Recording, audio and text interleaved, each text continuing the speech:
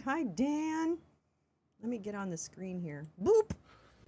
Boop. Two questions. There I One, am. Oh, wait, I'm in the wrong housekeeping. place. Since you are announced as the acting attorney general today, when is I Pam don't know why Bondi's he last keeps day on the coming up. job? And is this a position that you would what like the fuck full-time? Oh, I love you, sir. As That's to whether or not and I love want you, this sir, job, out. I did not ask for this. Get rid of I love you, sir. Good morning. Good morning. Good morning. Happy Wednesday. Holy shit. It's Wednesday. Grace Lisa is here, and Jay Rance was here first, and Oomph is here, and Honey is here. Honey. Hi, Honey. And Dan is here. Good morning. Good morning. Happy Wednesday. I hope everyone had a good night. I've had better, but I had it. Hi, Jane of the Redwoods. Hi, Meowing. Oh my God, it's so good to see everyone. Good morning. Good morning. Welcome. Welcome to Wake and Bake with Lolo. I'm Lolo. And this is Wake and Bake. And that's hopefully what we're going to do, because it's been one of those mornings, you know, that just doesn't, everything kind of goes a little haywire. Not real haywire, but a little haywire. So no big deal, but, you know, it is what it is. But thank you for coming. Thanks to all who came to the movie last night. We watched Fukushima, A Nuclear Nightmare, and it's a new documentary out. It's on HBO.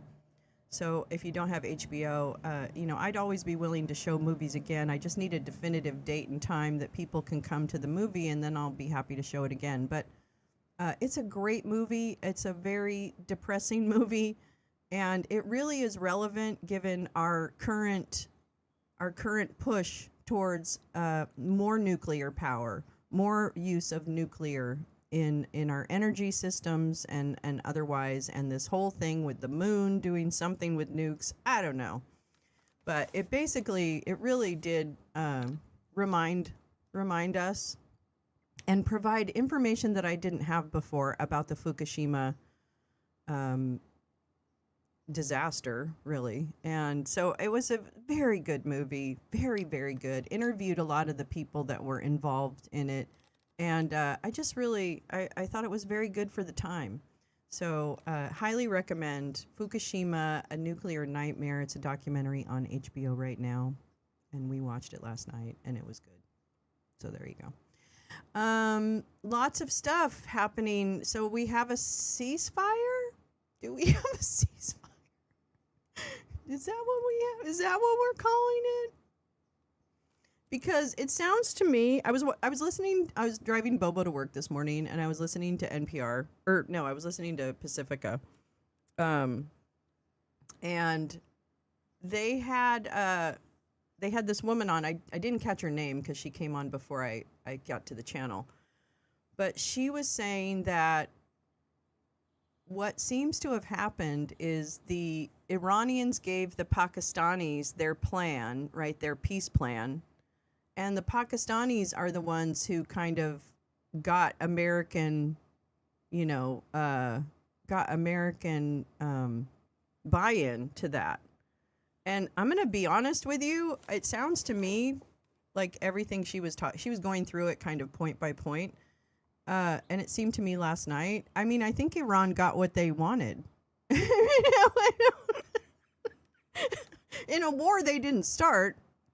Yeah, he said V for victory, but we all know how that goes. That was his mission accomplished moment. We're having a lot of mission accomplished moments, actually, from this regime. They really they don't know when they've won or lost. But I'm going to tell you right now, this is a loss. For them. I don't care. I think it's ridiculous. I think it's ridiculous that Iran and Oman, for that matter, whoever is on the border of that strait, if they're maintaining something, if they're doing something to that, they should be able to charge fees for stuff to go through. Like, why wouldn't that be reasonable? So, if anything, this war probably got them a revenue stream that they need as a country, because they do have to do something, I guess, to maintain those waterways. Oh, war is back on by this weekend, Dan says. I mean, and the other thing she was saying this morning is that that Bibi has said recently, I guess, I don't know, it's, changes, I guess, by the hour, Bibi has said that Lebanon is still his target. Like, he's still going after what he calls Hezbollah, right? Yeah, $2 million for a tanker. Yeah, $2 million a ship, which actually doesn't sound like that much money when you're talking about major shipping, right? It doesn't sound like that much. I don't know. It sounded reasonable to me. But anyway, I mean, I just think that we would want to charge people, right? We would want to charge people for stuff. Like, we would love to take over the Panama Canal and just charge it. It's a two-sided ceasefire. Well, that's the thing. So I don't think I don't think there's so little to claim anything of victory, first of all. Ridiculous. And it doesn't sound to me like it's very much of a victory. It sounds to me like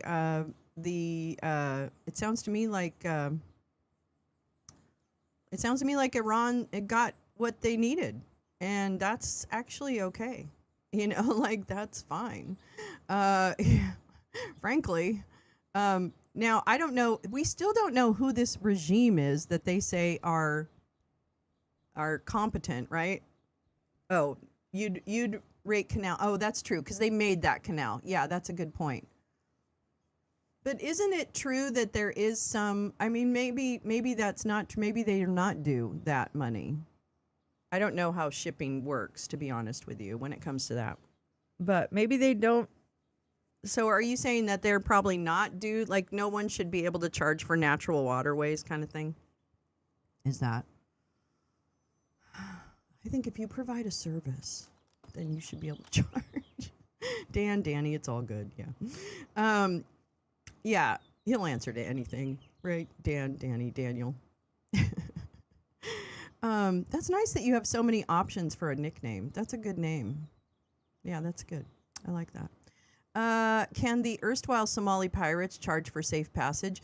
Well, now, geographically, do the Somalis have a waterway that is really bordered by their country? I mean, I'm not discounting the fact that Somali pirates could do that, Somalia. And maybe not. Maybe it's just better to insist everybody do it. But then that means we're going to have to do that. And we're not going to be able to charge for waterway and stuff like that, which I'm sure we would do if we had half a chance. So, I don't know. It seems to me like Iran won. But, you know, whatever. What do I know? And that I did watch the press conference. What happened in the press conference this morning?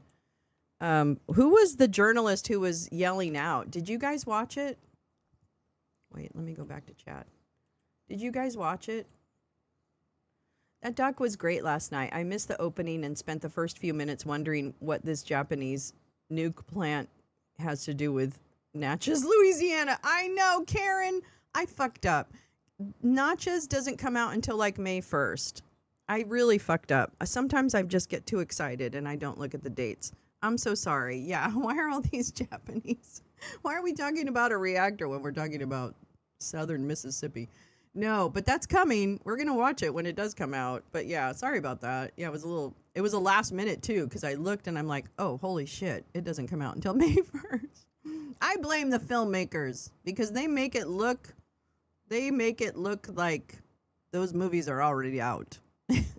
Yeah, thank you, Teresa. I think in this phase, anyway, Iran won. And I don't know, this is also stupid. It's also stupid with death. You know, like, it's stupid, but it adds the death component, and you're like, what the fuck? So, I don't, it's completely fine. I figured there was a reason. I know. God, you know what I want to say about the loungers? If nothing else, they are the most flexible, forgiving people on the planet. Thank you very much. Better bet. Yes. Okay. This is actually, yes, Oomph. You are absolutely correct. The billionaires won again. God, I don't know. I'll tell you. But well, at least I will say that this regime it doesn't look like they got what they wanted, which I think is great, by the way. So just so that That's what Bannon said. Were you watching? I didn't watch War Room this morning. You heard the rerun on War Room. Oh, okay. He was railing on tech billionaires. I know he doesn't like Elmo, which is interesting. He's more, I think he's going back to his like, let's get the populace really riled up against somebody who I don't like.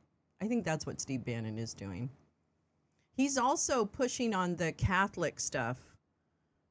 He's pushing on the really weird Catholic, stuff. Whoever speaks for Iran. Can we talk about that? Because I don't actually know who the people are that were. Oh, really? Roger Stone destroyed Loomer. I'm telling you, the infighting over there is so interesting. You got Bannon vibes, bro. So who is running? Who is in charge?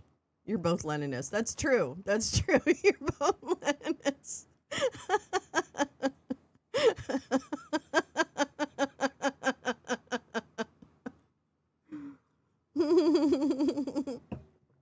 That's funny. Yeah, so who is running? Insert worst person you know made a good point meme. Yeah, exactly. Oh my gosh. All right.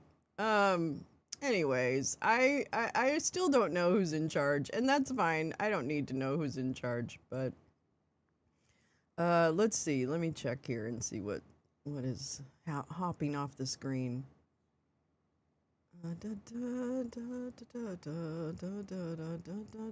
Yeah, and I had actually clipped a little bit of Tucker's little rant about the power of Christ compels you, trying to exorcise the demons out of Trump.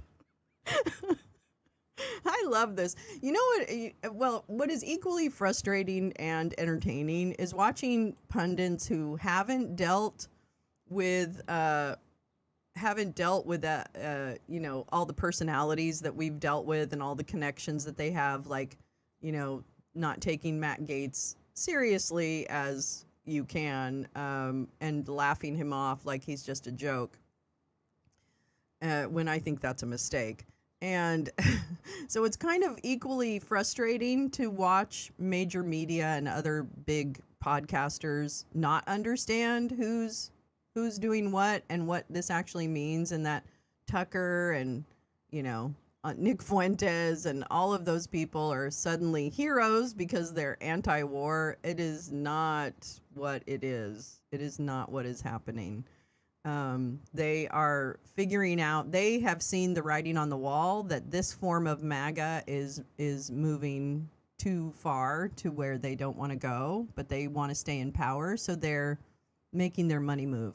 And I don't know who's behind them. That would be the interesting thing, Jay, is who do we think is working with people like Matt Gaetz and Tucker and stuff like that? I mean, I know Tucker has some pretty close Moscow ties, but I wonder if there's people behind the Tucker kind of anti-war movement.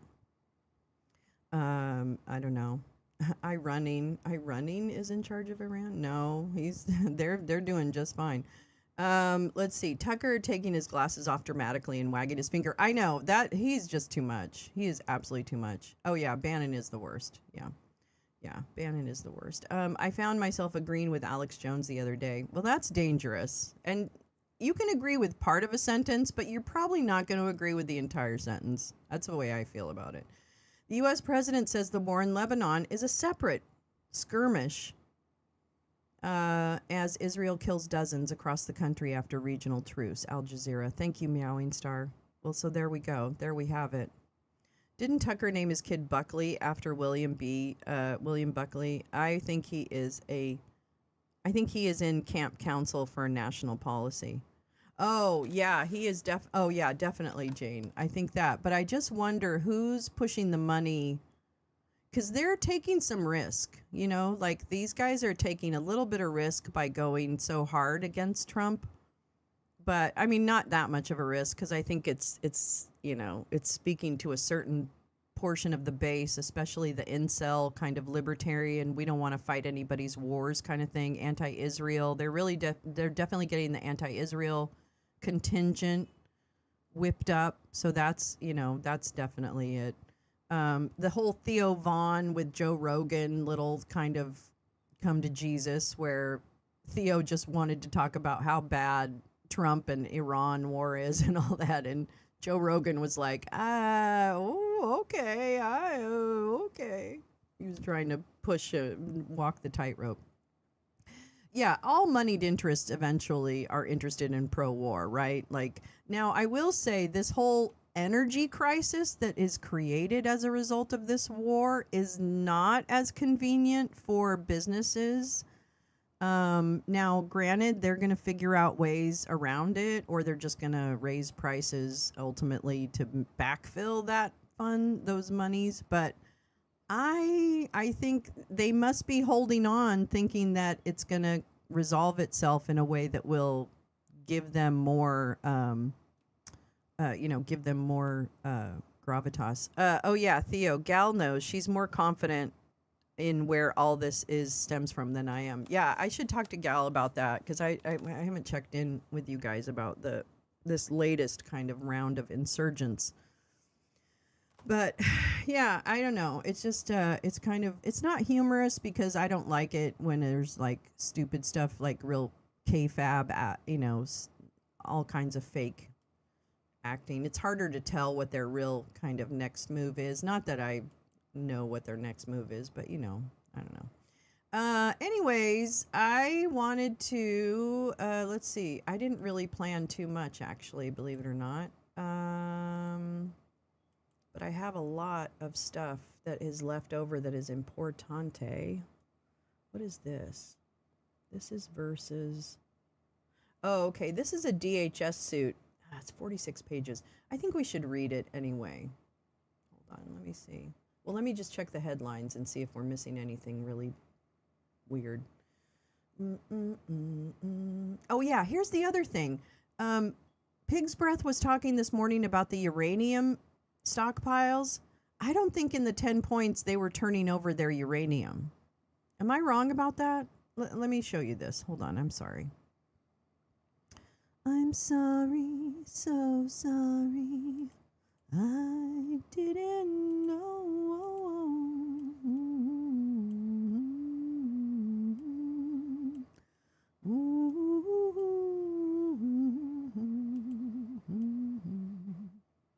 All right, here we go. It's the New York Times. It's the New York Times. It's the New York Times.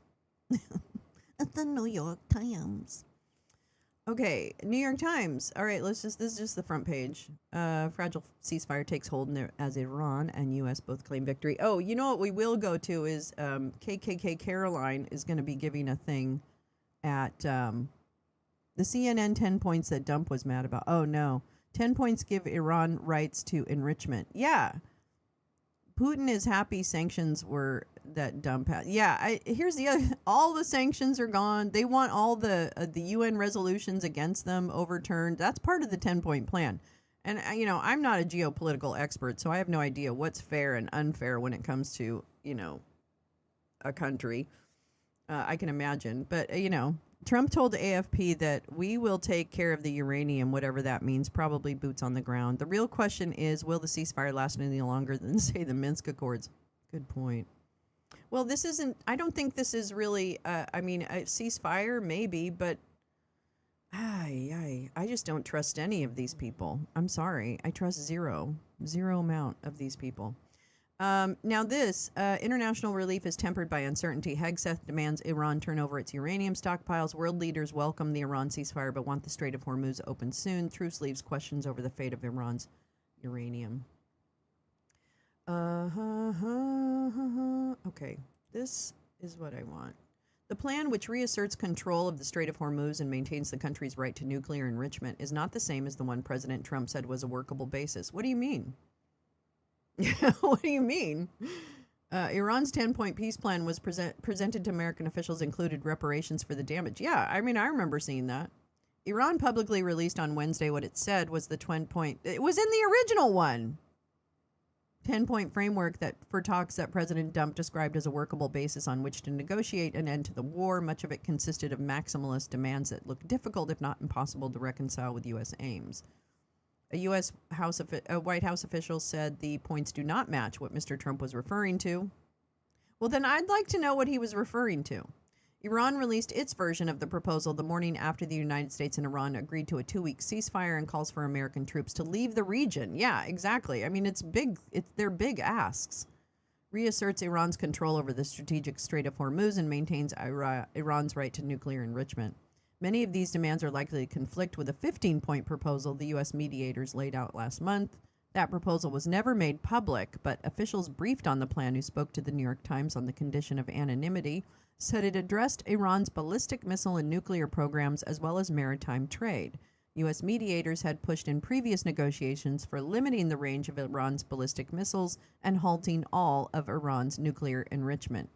Mr. Trump said on Wednesday, appeared to refer to that U.S. plan, writing to social media that many of the 15 points have already been agreed to, and repeating his insistence on no enrichment of uranium. Here are the 10 points of Iran's proposal, according to Iran's official news agency, IRNA, where these demands might conflict with Washington's aims. An American guarantee of non-aggression with Iran. In the earlier 15-point proposal offered by U.S. mediators, only a ceasefire was an offer. And Iranian officials want to ensure a formalized end to hostilities that is more permanent. This is one of the main demands, according to interviews with regional security figures and a former Iranian diplomat, that Iran will focus on. Iran maintains control of the Strait of Hormuz. This is likely to become a major sticking point. Iran's ability to strangle traffic through the strait, through which a fifth of the world's oil passes, has wreaked havoc on the global economy. It is, well, or did the war wreak havoc on the global economy? Okay. It is very unlikely that Washington or Iran's Gulf Arab neighbors would accept this. Well, probably. Ending the regional war on all fronts, including against Iran's ally Hezbollah in Lebanon. This could become an eventual point of alignment. The United States and Israel want Tehran to curb an alliance of militias it has fostered across the region, which it calls the Axis of Resistance. Many of those militias have come to Iran's defense in the current war, launching drone and missile attacks on U.S. targets, Gulf countries, and Israel. Among them was the Lebanese armed group Hezbollah, to which Israel responded with a major offensive. Israel then announced plans to occupy parts of southern Lebanon. Israel says the current ceasefire does not apply to its operations in Lebanon, whether the Lebanon front can be brought in, blah, blah, blah. Withdrawal of U.S. combat forces from all bases and positions in the region. But Trump agreed. Reparations, I'll just go more quickly. Reparations to Iran for war damages, acceptance of Iran's right to nuclear enrichment, lifting all primary sanctions and Iran, lifting all secondary sanctions on Iran. So Washington has imposed on Iran different forms of primary sanctions or direct restrictions on financial transactions since the founding of the Islamic Republic. In previous negotiations, mediators aimed for U.S. officials to lift some sanctions in exchange for concessions on Iran's nuclear program. Mr. Trump's own statement on Wednesday touched on the idea of offering tariff and sanctions relief, lifting all secondary sanctions. In addition to its directly blocking trade with Iran, the United States also imposes sanctions that penalize other countries or non-American companies that do business with Iran. Like the point on the primary sanctions, this could be negotiable depending on what Iran offers. Termination of all resolutions against Iran by the Board of Governors of the International Atomic Energy Agency.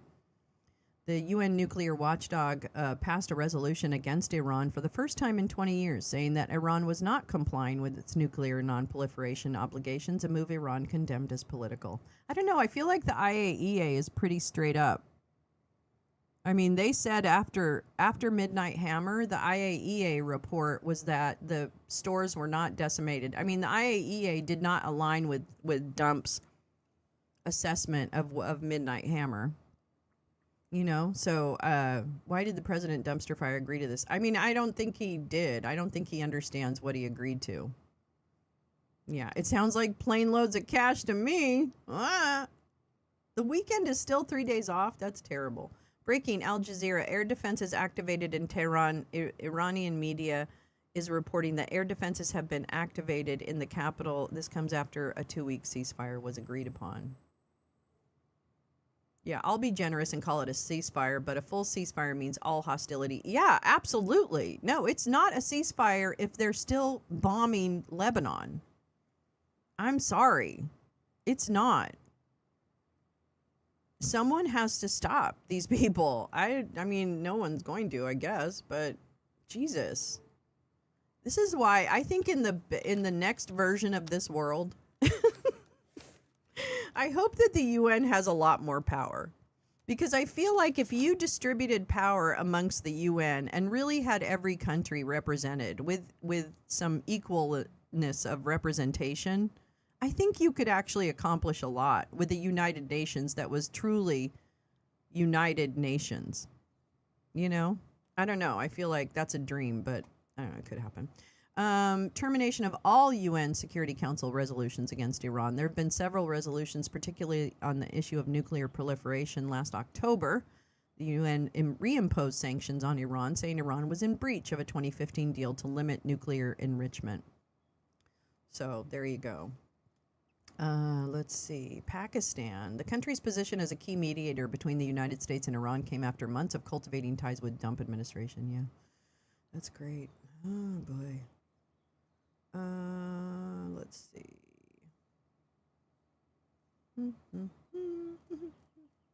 Yeah, but watch the new episode of Euphoria. Yeah. Yeah. Okay, let's see. Let's check.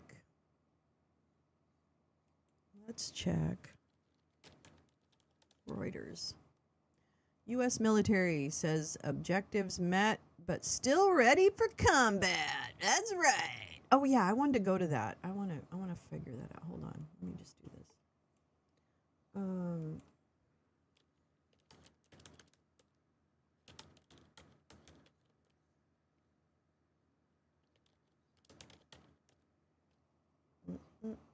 Is this today? No. Okay, hold on. I just want to, okay, this is from this morning, obviously. Let me get to the Q&A.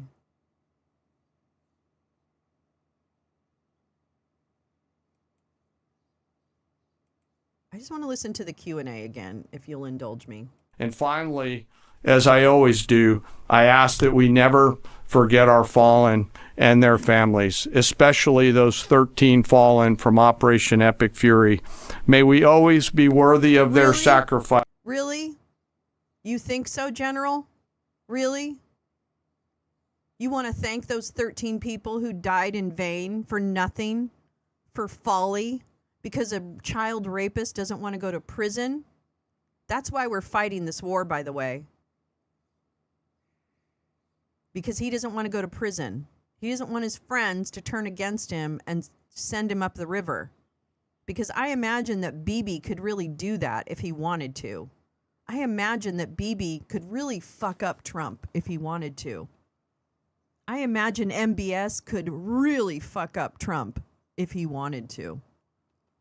So, excuse me, those 13 people died for nothing. And that's disgusting. And you, sir, should be ashamed and court-martialed for war crimes, which you will be. I already have you in Nuremberg 2.0, bitch. You can't escape now. And honor their legacy. And with that, sir, I'll turn it back over to you. Thank you, Mr. Chairman. We'll take a few questions. Alexandra Ingersoll, One America News. First of all, thank you to our troops. What role is our military playing in escorting vessels through the Strait of Hormuz at this point? And the president said on Truth Social that the U.S. will be hanging around to make sure everything goes well. Obviously, Mr. Secretary, you just mentioned, we know the scars from hanging around in Iraq for decades. But what does that entail in terms of our military presence at this juncture? Yeah, we'll be hanging around. We're not going anywhere. We're going to make sure Iran complies with this ceasefire and then ultimately comes to the table and makes a deal. So we'll stay put, stay ready, stay vigilant, as the chairman laid out. our troops are prepared to defend, prepared to go on offense, prepared to restart at a moment's notice with whatever target package would be needed in order to ensure that Iran complies. As far as the Strait, you saw the initial agreement that was struck, which is Iran's letting ships go through. So there'll be that will be happening. They will be sailing, and ultimately, as the president, I mean, we've done an incredible job militarily inside the Strait of Hormuz. What Admiral Cooper, I failed to mention Admiral Cooper's name. He's done a phenomenal job, along with everybody at AFCENT and NAVCENT and ARCENT and all the components down there, laying the groundwork for Iran. Iran doesn't have the same ability to defend it the way they did before, and so as the president has pointed out to the rest of the world, we barely get any of our energy out of the Strait. Just a tiny fraction. It's time for the rest of the world to step up and ensure that that stays open after President Trump and the War Department brought Iran to the place where they are voluntarily opening it right now, as was announced last night. Yes, Jared. Thank you, Mr. Secretary, and thank you both for the update. President Trump posted on Truth Social this morning that there has been a very productive regime change in Iran, and that there will be no enrichment of uranium, and the U.S. will work with Iran to dig up and remove the deeply buried nuclear dust. So I just have two questions here. So both you, Mr. Secretary, and the President have referred to a new regime in Iran. So is this not the regime that was at war with us for 47 years? And what do we think of when we're saying that this is a new regime? What are we thinking and what are we saying there? And then my second question is, with any future deal with Iran, is their handing over of all of their enriched uranium and they're promising not to enrich any future uranium a non-negotiable for the U.S.? Well, it's always been non-negotiable that they won't have nuclear capabilities. And so right now it's buried and we're watching it. We know exactly what they have. And they know that, and they will either give it to us, which the president has laid out. They'll give it to us voluntarily. We'll get it. We'll take it out. Or if we have to do something else ourselves, like we did in Midnight Hammer or something like that, we reserve that opportunity. But what's clear, what the new Iranian regime knows, is they'll never have a nuclear weapon or the capability to get a path to one. As far as the new regime, you heard the list that I read. It's a new group of people who've seen the full capability of the United States military and has a new calculus about what it means to negotiate with us, hence why they came to the table wanting a ceasefire and the shooting to stop. So this new regime, which the regime has been changed, has a different interaction with the U.S. Who is it? Mr. Secretary, thank you. Of course, I was going in front right here. Thank you, Mr. Secretary and General Kane. Mary Margaret with the Daily Wire. Two questions. Iran has said that safe passage through the Strait of Hormuz will be possible in coordination with Iran's armed forces and, quote, technical limitations. What do you believe that means? And then we've also heard reports that Iran has continued striking targets well into this morning. At what point are we beyond a grace period? Are we giving them a grace period? Is there miscommunication there? What's going on with that? What we know is that Iran is going to say a lot of things. A lot of people are going to say a lot of things, claim a lot of things. What has been agreed to, what's been stated, is the strait is open. Our military is watching. I'm sure their military is watching, but commerce will flow. And that's what you saw the markets react to, is that reality. As far as shooting, that we were monitoring it last night in real time. Of course we are. Iran would be wise to find a way to get the carrier pigeon to their troops out in remote locations to know not to shoot any longer one-way attacks or missiles, because it takes time sometimes for ceasefires to take hold. We're watching it. We're prepared if necessary, but we hope and believe that it'll hold. Yes. Thank you, Secretary. Sorry. Thank you. Excuse me. Why are you so rude? Just wait. I'm calling on people. Thank you, Secretary. Hold on back here. Yesterday in the president. Who is that? That's who I want to know. Who is that? She's like going hard. She's like, why aren't you calling anyone back here? Truth Social, he threatened to wipe out a civilization. That statement elicited a huge response in America. If Iran did not come to the table and make a deal yesterday by the deadline, was the president really prepared to wipe out Iran entirely? Like I said, we had a target set, locked and loaded, of infrastructure, bridges, power plants. Remember, this is a terror regime, the military regime. used all of these things for dual use to fund their military, to fund their terror campaigns. We had a lot of legitimate targets. They knew exactly the scope of what we were capable of. We hit some military targets on Karg, which is a bit of a signal. They can't defend it. And so Iran ultimately understood their ability, their future, to produce, to generate power, to fuel their terrorist regime was in our hands, was in President Trump's hands. That's why they came to the table. He ultimately said, we can take it all from you. Your ability to export energy will be taken away. And the United States military has the ability to strike those things with impunity. That type of threat is what brought them to the place where they effectively said, hey, okay, we want to cut this deal. Yes, right here. Good morning, Mr. Secretary, Mr. Chairman. David Zier, Real America's Voice. During the ceasefire, what do we do when we see Iran rearming, regrouping, repositioning weapon systems and air defenses? And also, have we confirmed the specific model type of air defense or man pads that took down our F-15, and is it still a threat for our patrols? We're still working through the specific details around that particular shoot down. And the crews, when they normally return, go through a debriefing process along with the other members of that flight that were out there. And they'll go back, as they always do, and forensically look at what are the tactical lessons learned. Did we sense or see something? Could we have done something different? We do that, as I mentioned in a prior press conference, every single time we take any loss like that, so that we become a quick learning organization. On the other part of your question around the movement of Iranian military forces, U.S. CENTCOM will continue to monitor that situation. They will continue to have a series of response options, and if need be, will come to the Secretary and to the President for guidance and be prepared to do the things that they're ordered to do so against valid military targets in accordance with the normal procedures that we have. I would just note, it's a good question. The more Iran moves forces, the more they emplace forces, the more easily targetable they are for us right now. Remember, we're able to look, we're able to see, we're able to sense. We know so if they try to preposition, they're just creating riper military targets for us to strike should they make the wrong decision at the table. Right here. Mr. Secretary, Louis Martinez with ABC News. First, a question to General Kane, sir. In your personal opinion, were the risks of the Strait of Hormuz being closed because of the conflict, were they mitigated early enough in part of the decision-making process to lead up to the decision to take action against Iran? And in your opinion, is Iran in control of the Strait of Hormuz? We just heard the Secretary say that Iran is letting the ships through, which would imply that potentially it's not just. The Secretary also said that the U.S. That the strait is open. You did say that, sir. But in your opinion, sir, how can the U.S. ensure safe passage? And Mr. Secretary, can you say today that the United States achieved, the administration achieved the military goals that you've constantly delineated? But strategically, is that a victory because of that? And also, you said earlier that the president chose mercy.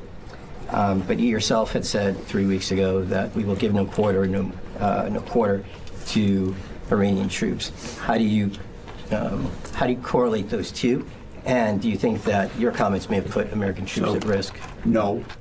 I try to be nice up here, but you did listen to what I said, right? I laid out the objectives. We believe we've accomplished them, and it's a historic military victory. And President Trump has the option as the commander-in-chief to compel an adversary to the table, which is precisely what he did. And at the end, he chose to say, you know what, I'd rather talk to you at the table than obliterate your capability to export oil and fund your terror regime. So he did make that choice. That was his choice. He was a president of peace, and he's been willing to make those really tough calls that the American people elected him to do. Nothing we've done, not a single thing we've done. This is a typical, of course, it's ABC. Not a single thing we've done has put an American troop in more of a harm's way. We've only set our troops up to harm Iranian military capabilities, which they've done to devastating fashion. and to great success. Mr. Chairman, you had a Louis, there's a lot in that question. I'd love to take that offline and answer it, but I'm struggling to find exactly what your question was, and that's probably me, not you. Okay, all right. Sorry about that. Mr. Chairman, it was an indictment framed as a question, so you're forgiven for not understanding. Go ahead, please. Can I frame it again, sir? No, you've had your chance. Go ahead, sir. Open right now. Thank you very much. I believe so, based on the diplomatic negotiation. Secretary. I believe so. It is I always believe nice so. to see you. Yeah, sorry. Mr. Kurd or Rahim Rashidi from Kurdistan. I like that little piece too, because General Kane will not be shushed by a drunk Fox News host. And so he'll continue to try to politely answer the question and let Pete act all the ass that he is. But, yeah. I am Representative Kurdistan TV and Kurdistan 24 today. I have two questions. Mr. Secretary, will your forces stay in the region and continue to defend and protect your allies and take the responsibility for their security? Second question is, as you mentioned many times, that you have full control of Iran airspace. Do you still have this control or not? Well, thank you for the question. The chairman mentioned the UAE and Bahrain and Qatar, Saudi Arabia, Kuwait, who have fought shoulder to shoulder with us, especially in defense of our facilities, of our people, of their facilities, and we appreciate that. So that coordination, of course, will continue. And then when it comes to the skies over Iran, I would point to Exhibit A and Exhibit B, 7 hours in the day, 7 hours at night.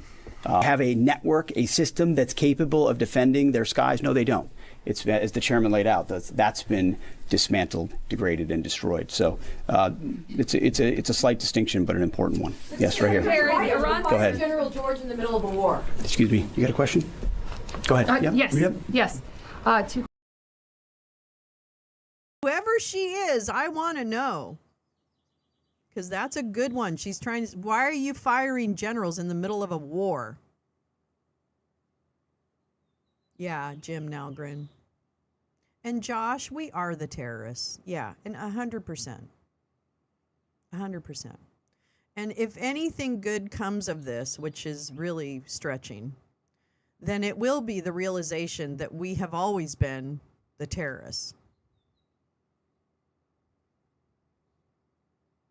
Maybe people will start to question, and maybe we'll be humbled a little bit by this. Maybe not that anyone should have to die. Yeah, and his threats, like that alone, the threat of removing a civilization. I don't know what the legal treatment of something like that is, but there should certainly be condemnation of traumatizing an entire nation of children.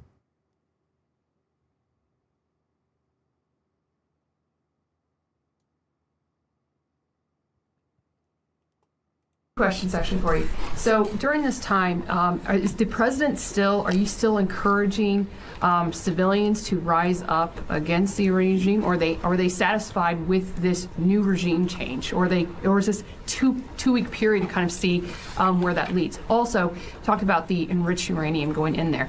Would that require special forces or other military, our service members? Who would be basically going in there and trusted to going in there to get that uranium out? Mm-hmm. Again, on the uranium, we're watching it. We know what they have, and they will give it up, and we'll get it, and we'll take it. If we have to, we can do it in any means necessary. So that's something the president is going to solve for. We already have with Midnight Hammer, with the place we put them in, and the reason it's in the situation where it is. The second one was about the people. Listen, I would love to see the Iranian people take advantage of this opportunity. They have been oppressed by the previous regime, and they'll have a new opportunity with this regime. That remains to be seen. That was not our objective in this. This is something else that the analyst on Pacifica Radio this morning was talking about, in that when a government tells a population to rise up, that is terrorism. Because what you're doing is putting people in danger and you're fucking with their political system. You know, the way that we influenced governments who are oppressive, or at least has been done, was partially through USAID. Because there was a lot of, it was basically a program of the State Department where all the diplomats are. And it worked hand in hand with the diplomatic corps that was in each country.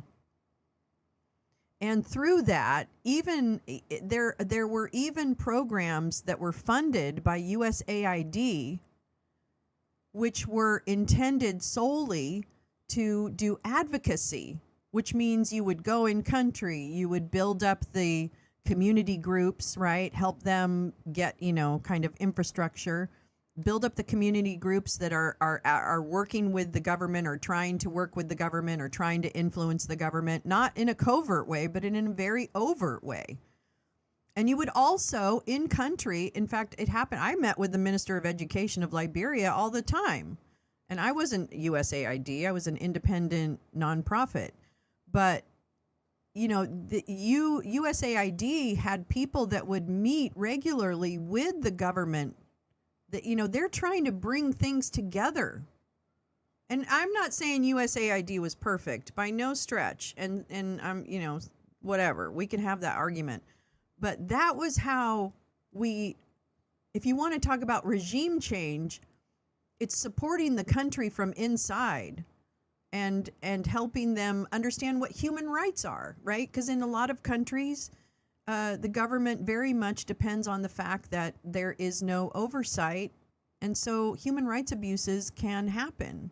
So there's, I guess what I'm trying to say is there is a way to work with countries that ideologically are very different, right? If they're run by a cleric and it's all about the subjugation of women and the lack of education, whatever it is, then you still are coming at it from a building of something, a building of relationships, a building of, how I can sit down with the Minister of Education in Liberia and disagree with him, right? And that's okay. That actually, I think, ultimately could change the calculus. And if someone is saying death to America, then what we probably should be doing is extending the arm of peace and saying, let's trade. Let's trade. Because trade can be an amazing tool for building relationships between countries and dampening, and it helps uplift the people in the country that is not, the other country. And that makes, a lot of the the anger at America too is because of economic sanctions that have absolutely killed people. And sanctions hurt people. They have not hurt governments. We haven't seen sanctions work in the way that they think and try to sell us that they do. So I don't know. I think that there are ways to think about this, and very smart people out there who do this. And I don't know. There's so many better ways, and it takes a long time, but it's not unworthy work. I forgot who made this excellent point, but kudos to them. Heg says Pocket Square is trying to look like a combat ribbon. Oh my God, it is, Neil. It is. Yeah, they do believe all NGOs are bad. I know. And government's bad until it's not bad, until it's helping them, I guess, or something. Or it's owning the libs. All right, let's see. I think this ends pretty effort, soon. but they're brave people. Horrible things have been done to them by the previous regime. Tens of thousands targeted and killed and assassinated in a way the government never should. And we wish them the best. Absolutely. Thank you all very much. That's what I thought I remembered. Anyway. Oh, Petey. Oh, Petey. Well, what I want, so when he was talking, one of the things that kind of bugged me, you know how we were reading about the 10-point plan a minute ago? And they were saying, oh, it just came out. Well, it didn't just come out, okay? So Trump didn't agree to a different plan, okay? And it was driving me crazy trying to think about, wait a minute, I think I've seen a 10-point plan prior to this morning or, late last night. I think I've seen a 10-point plan before. And so I searched, and lo and behold, Iran's 10-point proposal demands an end to attacks and sanctions. I knew I had heard this. As President Trump's deadline for new attacks loomed, I'll tell you what date this is in a minute. Iran conveyed its conditions through Pakistani intermediaries. The date of this is April 6th. Today is the 8th. That means this was released on Monday. So apparently this is the 10 points we tentatively agreed to. We agreed to work with it. But it's not different. What my point is that the 10-point proposal that is being talked about on a Monday is not different than the one being discussed right now. It's the same plan. So to be able to say, oh, this is a workable plan, and then to say, oh, no, we're not doing any of that. What? The math isn't mathing. This all basic. I knew I had heard all this stuff before. It literally it's the same shit. But it was Monday. Very far before he was blowing people up. It was a whole 24 hours. 2 million per ship. I mean, come on now. He's asked about it. Significant. It's not good enough, but and it's the same thing he just said he agreed to an hour and a half before he was going to blow this country into the whatever.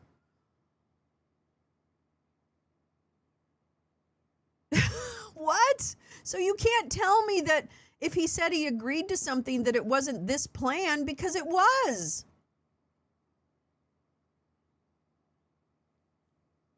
It was exactly this plan. It didn't change. It didn't change from when he said, well, that's not good enough. Until an hour and a half before he was going to blow people into the Stone Age. And then all of a sudden, it was good enough. Right? It was good enough. Which, of course, is a lie. I get that. I get that all of this is a lie, but I'm just trying to point out that the facts are actually against. And if the news is going to pretend like this 10-point plan is the first time we've ever seen it, and oh my God, this is definitely not what it is. What he agreed to. It is what he agreed to.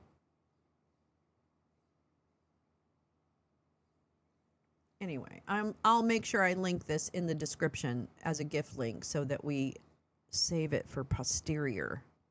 I love when we share stuff simultaneously. Honestly, shows me that this is a good group who value information. I truly believe that, Meowing. I truly believe it. We may all be at different places or different perspectives on certain issues. We may not agree with each other on certain issues, but I truly feel like my views and my beliefs have really grown as a result of this group.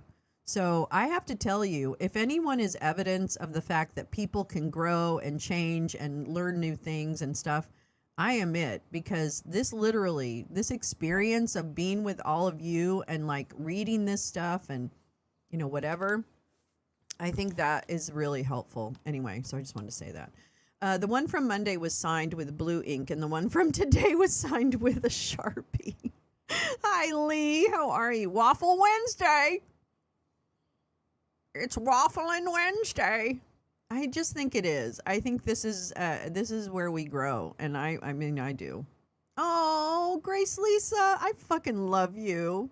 God, you don't know. That just shit, man. That means a lot. That means a lot. That means a lot to me. God, the chaos is the chaos. And then I pulled this piece when brought a very good point up, which is it's a challenge to understand what international law is when it comes to war crimes and that term being thrown around. So I understand. That's actually good. And it made me look a little deeper to see if there was information around that. And I think one of the things you said, was that there's a lot of different jurisdictions, I guess, or I don't know if that's the way you'd put it, to consider, right? Who would be charging, who would be adjudicating, all that kind of stuff, if that makes sense. So I picked one, the United Nations International Law, Understanding Justice in Times of War. So I thought I'd read a little bit of this, and then just to give us a kind of a baseline, but with the understanding that, you know, there's a lot to this. Obviously, it's a very complicated issue and all that. Before he said he would wipe out civilization. Yeah, I wonder if Witkoff and Kushner rewrote the Iranians' 10-point plan and presented their version. I mean, I would imagine, Neil, because the moment that we read in that, I think it was a New York Times article, where Jared had been the one to tell Trump that the talks were not going well, when in fact they were going well or not. And that's what prompted the, you know, pulling the trigger, basically, quite literally, on that. But I don't think they have a visit. But how can they have a different version of the terms when the terms have always been the same? I mean, the 10 points did not change. I can't even believe it. Hi, Peace Love. How you doing? So I think that's, I just am stuck on that, I guess, a little bit, that this can't be new because it's been the same plan that was reported in the New York Times on Monday. It's magic. It's magic. I was doing my taxes. Oh, Neil. All good Canadian citizens do. I'm just kidding. War crime. Let's read this. This is from the United Nations. War crimes, crimes against humanity, genocide, ethnic cleansing. What do these international justice terms mean? What are war crimes? War crimes are violations of international humanitarian law whose perpetrators incur individual criminal responsibility under international law. Consequently, unlike the crimes of genocide and crimes against humanity, war crimes always take place in the context of an armed conflict, whether international or not. War crimes include murder, torture, pillage, or intentionally directing attacks against the civilian population, humanitarian aid workers, religious and educational buildings, and hospitals. The use of weapons not authorized by international conventions, such as chemical weapons or cluster munitions, can also be considered a war crime. Unlike genocide and crimes against humanity, war crimes can be perpetrated against a variety of victims, whether combatants or non-combatants, depending on the type of crime. Who judges war crimes? National courts generally must judge the perpetrators of war crimes. However, this may not be possible during or after the conflict. Other institutions have jurisdiction in such cases: international, mixed, and hybrid tribunals, and the International Criminal Court. Under the Geneva Conventions, perpetrators of war crimes must also be tried in countries other than those in which the crimes were committed, in application of the principle of universal jurisdiction. What is a crime against humanity? Crimes against humanity are crimes committed as part of a widespread attack directed against any civilian population, such as murder, extermination, enslavement, torture, rape, or any form of sexual violence or sexual slavery. Crimes against humanity need not be linked to an armed conflict and can also occur in times of peace, as can the crime of genocide. They must comprise 3 elements. Physical. It must be one of the following acts: murder, extermination, enslavement, deportation, or forcible transfer of population, imprisonment, torture, grave forms of sexual violence, persecution, enforced disappearance of persons, apartheid crime, or other inhumane acts. Well, that sounds like something that Crispy Gnome might be facing. I do have her at Nuremberg, so we've got her at least in the room. Contextual. The act must have been committed as part of a widespread or systematic attack against any civilian population. Does it explain how the U.S. doesn't recognize the ICC? No, this won't explain that because it's not their role to explain it, but it is the good point that we don't hold ourselves accountable to any foreign. Now, I think we're still part of the Geneva Convention, but I don't know about these other things. Mental. With knowledge of the attack. From a contextual point of view, crimes against humanity involve either large-scale violence or a methodical, systematic form of violence. Unlike genocide, crimes against humanity do not necessarily target a specific population group. They can, therefore, be directed against any civilian population. Who judges crimes against humanity? The ICC is the only permanent court responsible for punishing crimes against humanity, apart from national criminal courts for states that have made crimes against humanity part of their criminal law. What is genocide? Unlike war crimes, genocide can be committed in the context of a peaceful situation, although this is not a common occurrence. Genocide requires two elements. The mental element, an intent to destroy in whole or in part a national, ethnic, racial, or religious group as such, and the following 5 physical elements. Killing members of the group, causing serious bodily or mental harm to members of the group, deliberately inflicting on the group conditions of life calculated to bring about its physical destruction in whole or in part, imposing measures intended to prevent births within the group, forcibly transferring children of the group to another group. Establishing the intent to physically destroy a national, ethnic, racial, or religious group, which must be demonstrated for genocide to occur, is a highly complex matter. And yet, Bibi is guilty of this, according to the ICC. Further information is available on the Office of Genocide Prevention.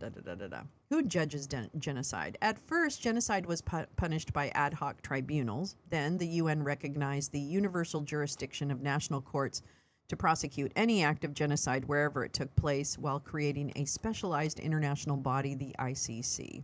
Trials under this so-called universal jurisdiction have taken place in Belgium, Switzerland, and Canada for crimes of genocide in Rwanda, and in the Netherlands for the gassing of an Iraqi village. Ethnic cleansing is not recognized as an independent crime under international law, although the term has been used in Security Council and General Assembly resolutions. It has not been defined in international law. The term ethnic cleansing emerged during the conflict in the former Yugoslavia and was used by a United Nations Commission of Experts charged with examining violations of international humanitarian law committed on the territory of the former Yugoslavia. In its report, the Commission of Experts described ethnic cleansing as, quote, rendering an area ethnically homogeneous by using force or intimidation to remove persons of given groups from the area. It is a purposeful policy designed by one ethnic or religious group to remove by violent and terror-inspiring means the civilian populations of another ethnic or religious group from certain geographical areas. According to this commission, these practices could constitute crimes against humanity as well as well-defined war crimes. They may also fall within the scope of the Genocide Convention. So I'll go ahead and link that for everyone. It's a pretty good, like I said, place to start. And see where you go from there. Oh yeah, I wanted to read this. I think Teresa, you gave me this. I think this is from Teresa. Our favorite. This is, oh wait, this is an old one. Oh, I'm sorry, that's context for something else. I'm so sorry. I thought that was something new. And I think I already read this. Oh no, we didn't read it, but I'm not going to. Oh, I wanted to read this. I don't want to stop talking about, yeah, it's a good introduction, isn't it? Just kind of straightforward, and it gives you some links to other sources. So, but yeah, thanks for that. Thanks for asking about that. Personally, I think this should be a question on the debate stage. Will you recognize? Yes. Oh, peace, love. What a great idea. What a great idea. Really, Neil, you guys have some defections from your conservative to the liberals. Ooh, Vance is scary. So here's the thing. Hungary is really important right now. On Sunday, they're supposed to have elections. I think they're still on track to have them. But there have been two well-documented, reported on scandals that involve Russian interference to prop up Viktor Orban. And the two things that we've discussed here in the lounge during Wake and Bake have been that there was someone, I don't know who uncovered it. I'd have to figure that out. I don't remember now. I can't recall. But the story is in one of my descriptions. But there was a fake plot to assassinate Orban in the run up to the election to make him more popular. And that was proven to be that came from the SVR, the Russian intelligence. It was a plot by them to help Orban win the election. All right. So that's one thing that's come out. The second thing that came out recently was that there was a consideration of this gas leak or something that would be there would be a potential attack by Ukraine on Hungary. And in his speech where Orban was introducing J.D. Vance yesterday or the day before, I can't recall, maybe yesterday, because J.D. Vance is in Hungary right now to promote Orban. In his speech, he declared that the EU was the enemy. And it should be shocking, I think, to call some of our oldest allies enemies and to allow that to be said and to stand there and support the guy who said it. So I don't know. That to me was a huge tell. I don't think it was a mistake. And in fact, I think Vance doubled down this morning, if I heard right, but I was kind of tired when I listened to it. But then I wanted to also, read this story that came across my view yesterday in relation to the Vance trip to Putin would love, he would love the U.S. leaving NATO. So these are that's kind of a big hit. It's kind of a big hit for us to stand next to this guy and endorse all of this. But, 3D chess, I guess. So this is from the Daily Beast from yesterday. Vance's trip to Trump ally hit by humiliating Putin call leak. Okay, so there they are. Happy. Oh, Ruta. Is that Ruta? It is Ruta. J.D. Vance's trip to Hungary to help boost its pro-Trump leader's election hopes has been marred by the leak of a phone call showing the right-winger sucking up to Vladimir Putin. The vice president arrived in Budapest on Tuesday morning to show support for Viktor Orban, a far-right leader facing a serious risk of losing Hungary's April 12th election, which could end his 16-year rule.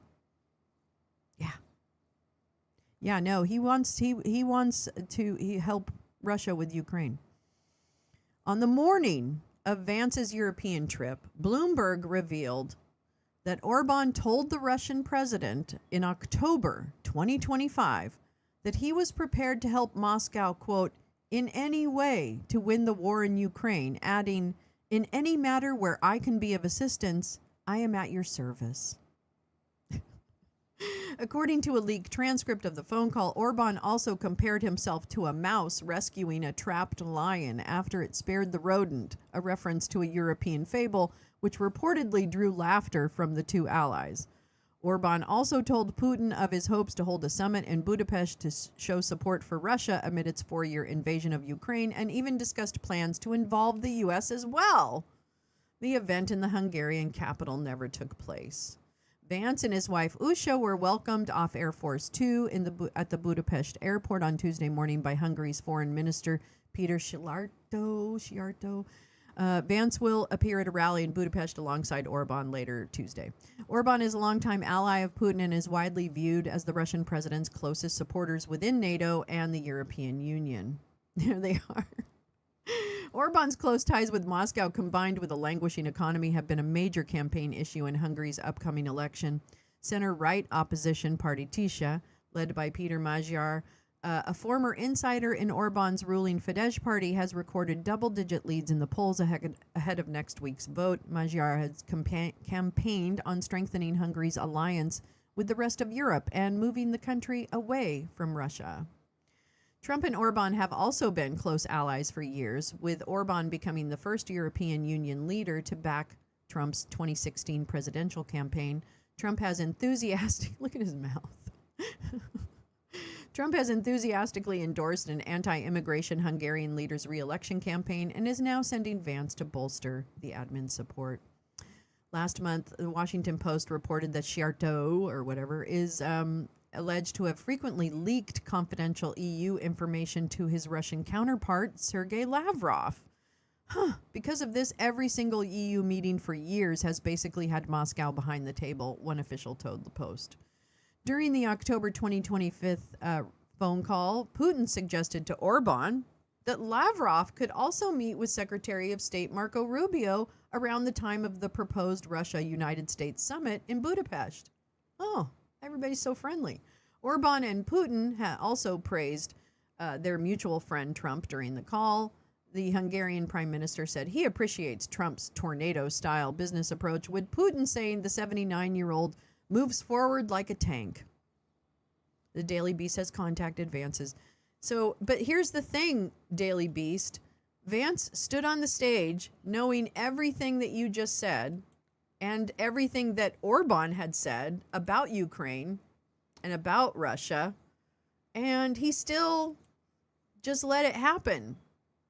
So what is it? Are we anti-Russian aggression?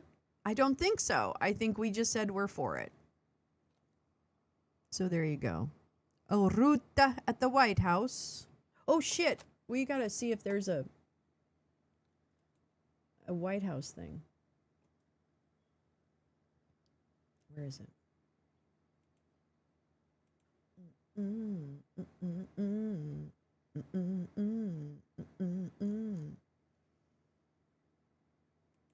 Oh, they haven't even started. Idiots. No, I'm just kidding.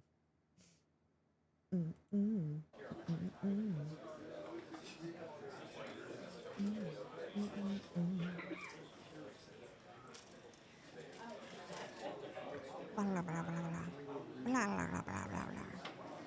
blah blah blah blah blah blah blah blah blah blah blah blah blah blah blah. It's the White House press briefing.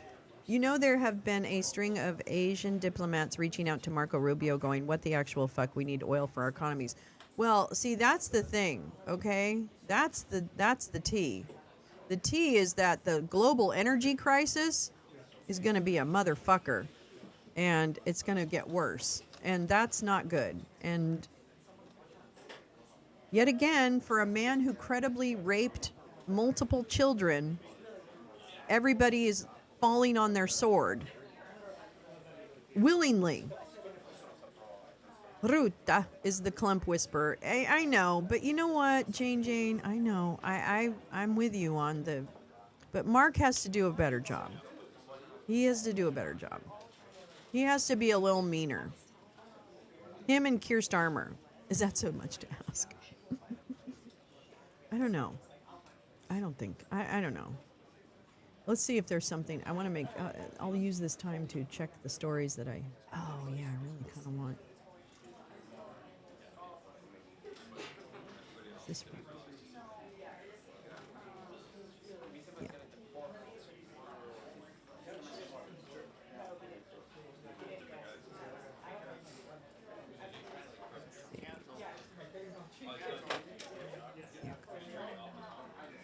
The economy. Oh.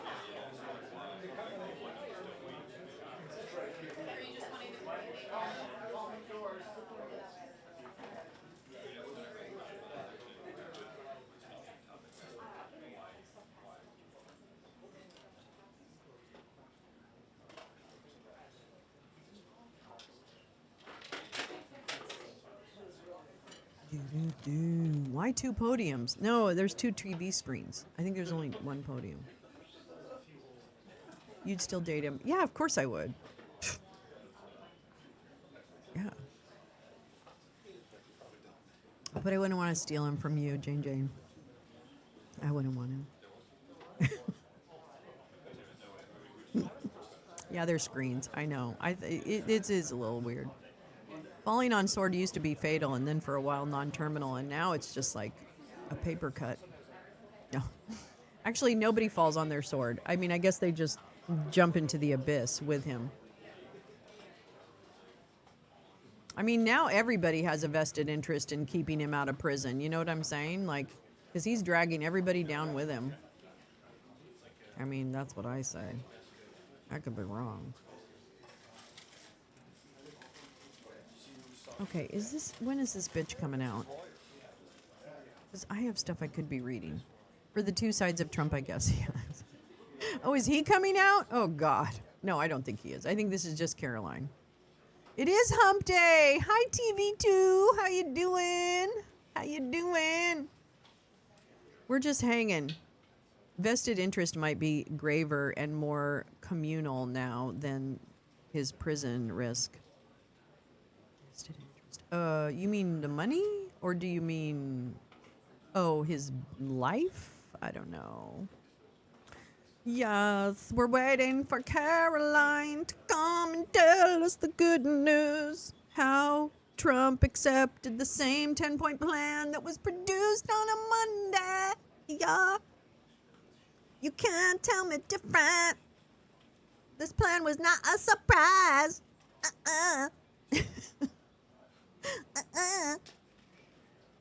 It wasn't. Yeah, U.S. ceasefire shaky as strikes on Lebanon and confusion over strait grow. Oh boy. Good job, everybody. Great job. Fantastic. Really happy. Let me see. Let me show you. I think this will work. Yeah. I'm not laughing because it's funny. I'm laughing because it's just hysteria is what it is. It was unclear. I don't know. I think last night it was kind of clear. Okay. Oh, here we go. The casualty. These are updates 6 minutes ago from the New York Times. The casualty toll in Lebanon continues to climb, and amid a wave of deadly Israeli strikes. At least 112 people were killed on Wednesday. According to the country's public health ministry, and over 800 people were injured, making it among the deadliest days of strikes since the recent war began.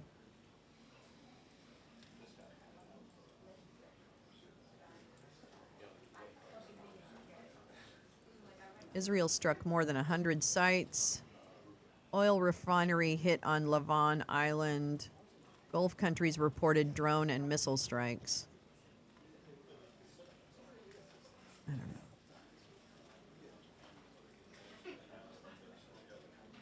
Bahrain's going to open their airspace. I don't know if I would do that right away. Might give it 24 hours. Oh, here we go. Oh, Chuck Schumer woke up and said Wednesday the Senate would take up a war powers resolution next week, after they return from a 2-week recess, which I don't understand, in an effort to curb Trump's ability to continue military operations in Iran.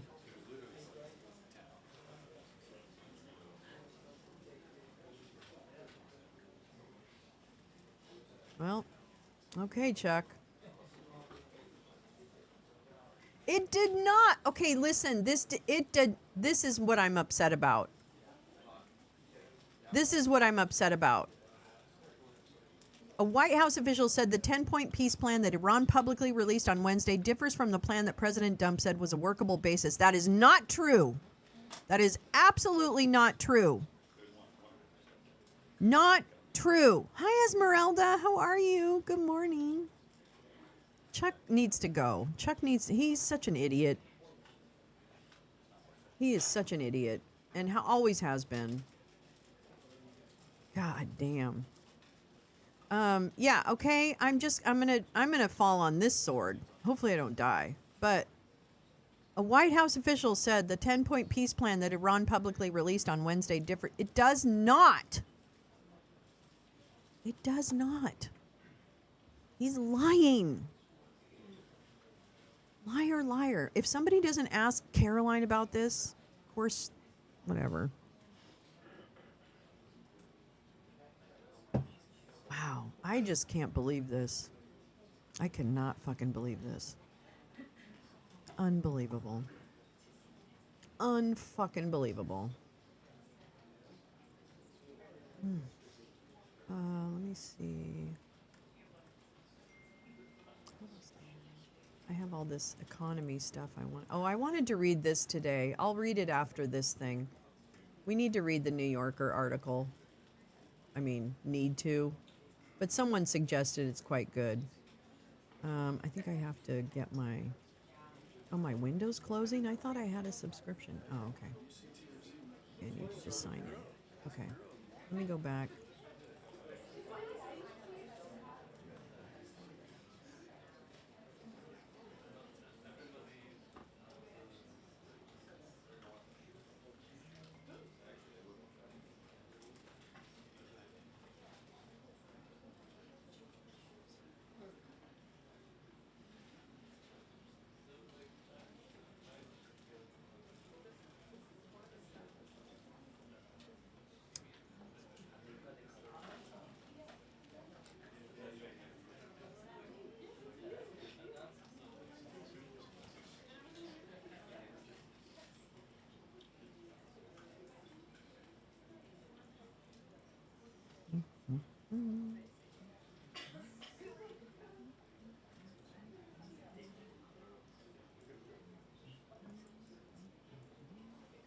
Damn.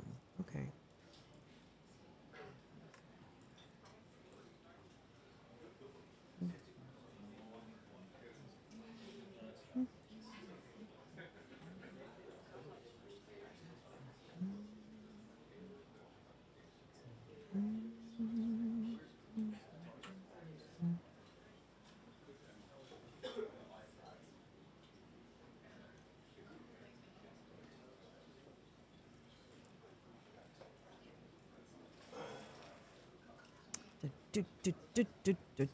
God damn it.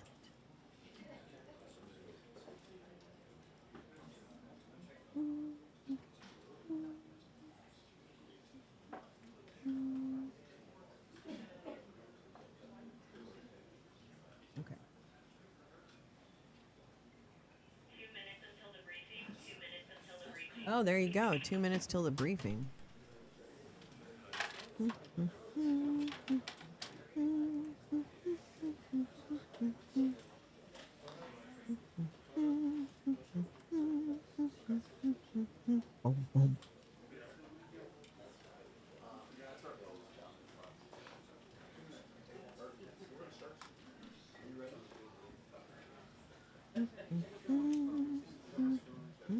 Shit. What? Damn.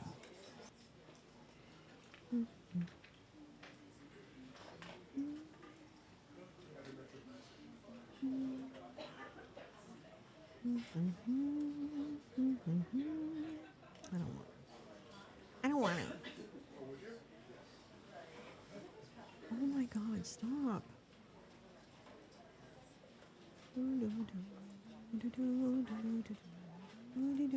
Oh shit.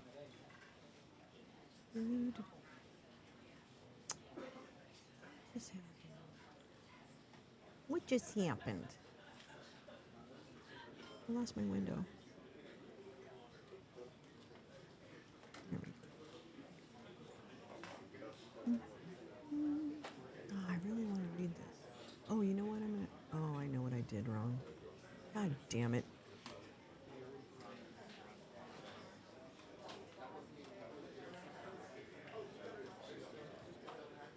Sorry. Just wanted to see if I could do this. Can I do it? Yeah, maybe I can. Yeah. Yeah. Yeah. Let's see.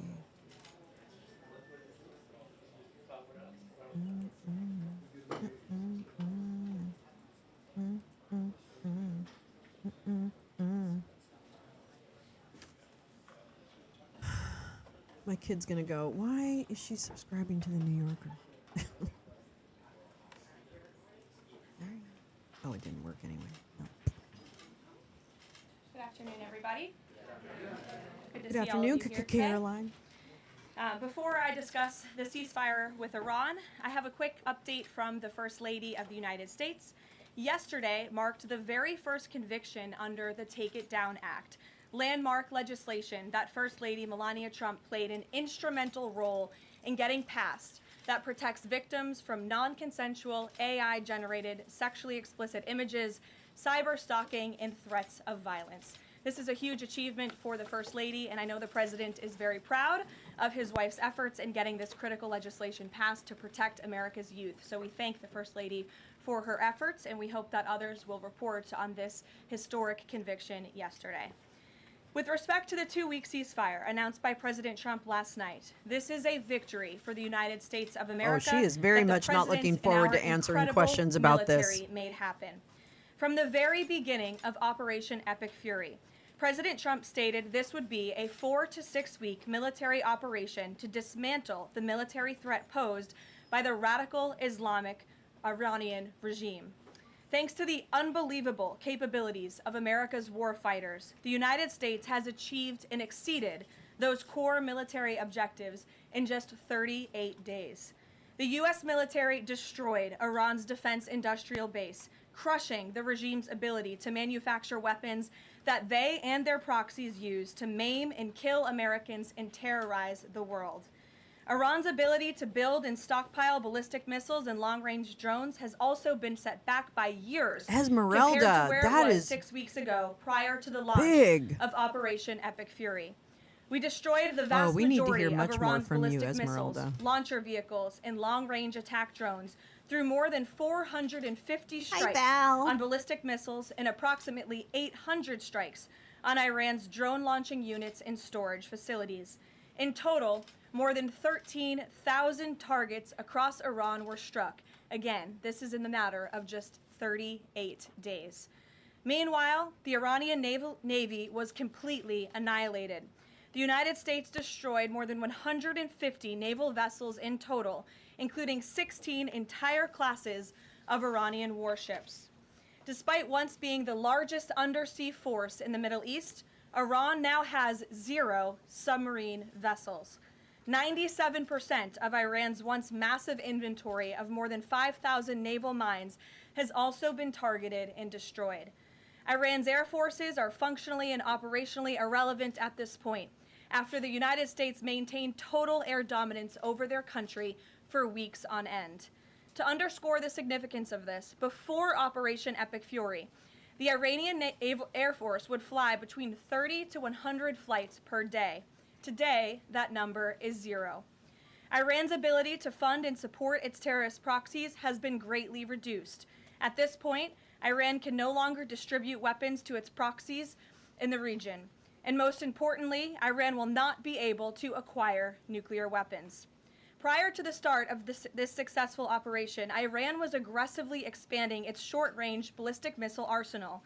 Through these weapons and its navy, Iran was attempting to build a military buildup around their country that would pose an imminent and existential threat to the United States military assets in the Middle East, our allies in the region, and ultimately the free world. Iran was pursuing this dangerous and aggressive strategy for one reason: to hold the entire world hostage to its terrorist ambitions. The Iranians aim to use their expanded military capabilities as a shield around their country to continue achieving their ultimate goal internally, building nuclear bombs. But their murderous and evil plans have been blown up, quite literally and figuratively, along with their military, their nuclear program, and most of their senior leadership, including the former Supreme Leader Ayatollah Ali Khamenei. Their command and control structures were also massively disrupted after being struck more than 2,000 times. Many of their remaining leaders are paralyzed in fear and no longer enjoy the freedom to move around their country freely and meet openly.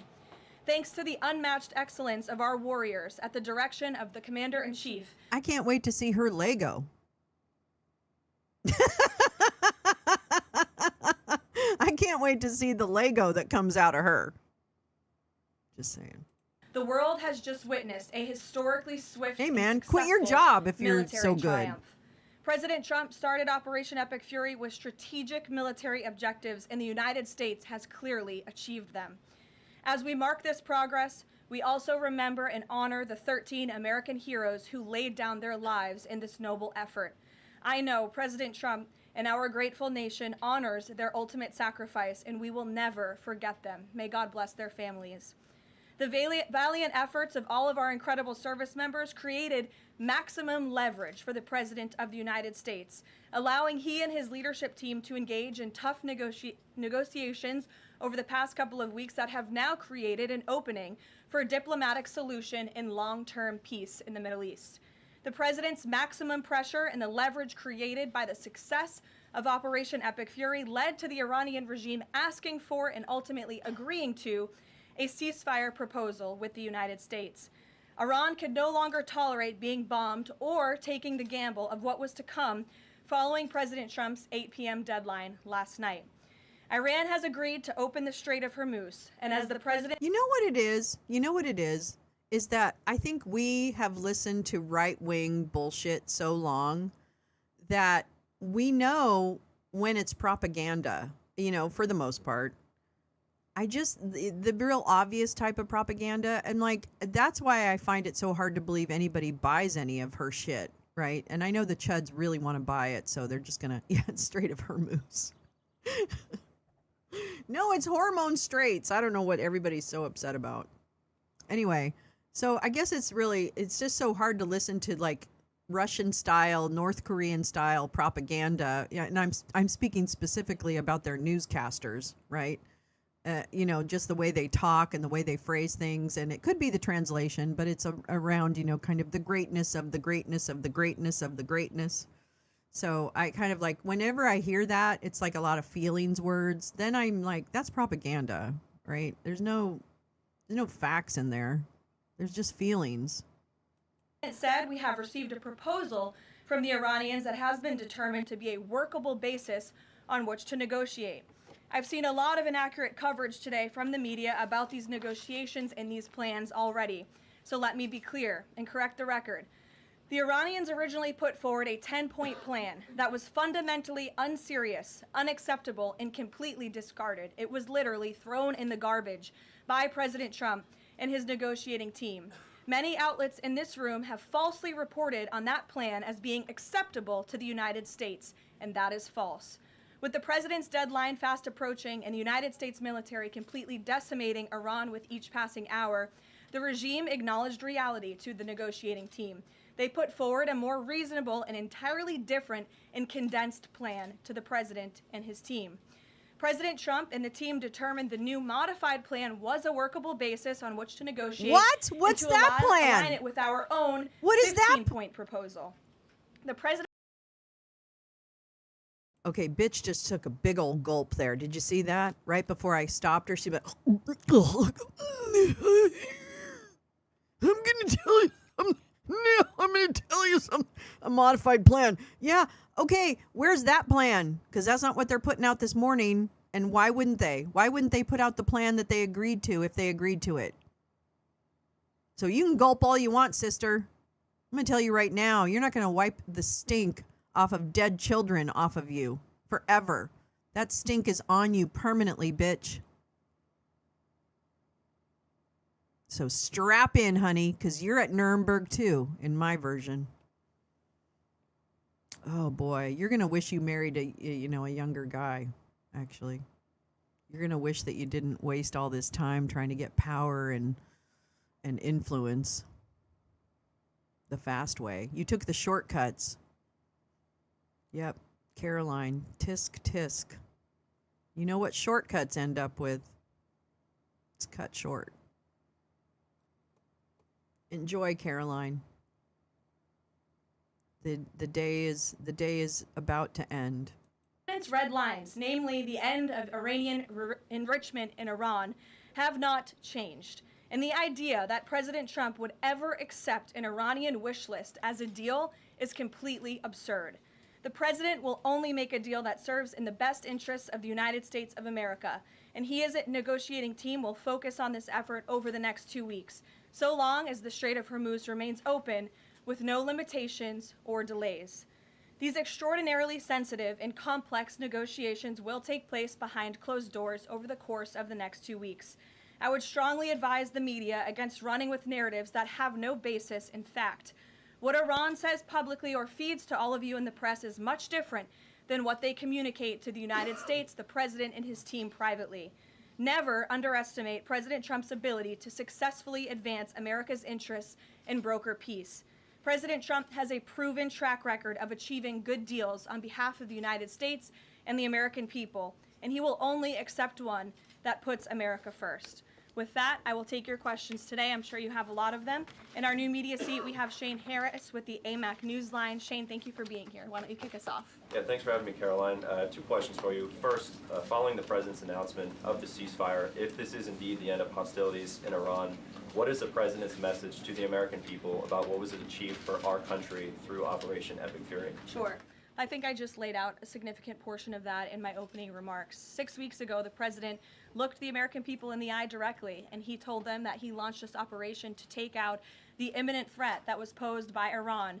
And that threat has now been greatly destroyed. Their Navy, their missiles, their defense industrial base, and their desire and their plan to build a nuclear bomb inside their country is no longer going to be allowed, can no longer happen, thanks to the remarkable success of Operation Epic Fury over the course of the last 38 days. That has been absolutely achieved, and now we're moving into the next phase of this, which is a negotiating period to put some fine points on this and to hopefully broker an agreement that can achieve long-term peace in the Middle East. Yeah, and then second, what is the president's message to American seniors who have a much higher voter participation rate and they're likely to be a key swing vote in the midterm elections? Well, the president loves our seniors across the country.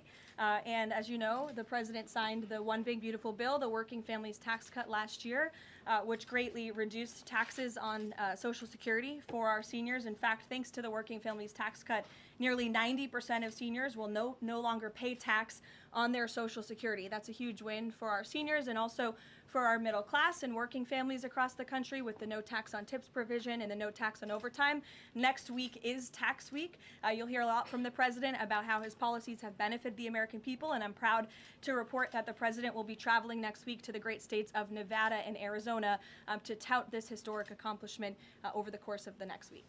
Thank you for being here, Shane. Gabe. Thank you, Caroline. Iranian state media is saying that Iran has now closed off the Strait of Hormuz today in response to Israeli attacks on Lebanon. What's the White House response to that? And you just listed many military successes, I understand that, but strategically, how is the administration arguing that Iran does not have more economic leverage than it did before the start of the war? Sure. Well, with respect to the first reporting out of Iranian state media, the president was made aware of those reports before I came to the podium. That is completely unacceptable. And again, this is a case of what they're saying publicly is different privately. We have seen an uptick of traffic in the Strait today, and I will reiterate the president's expectation and demand that the Strait of Hormuz is reopened immediately, quickly and safely.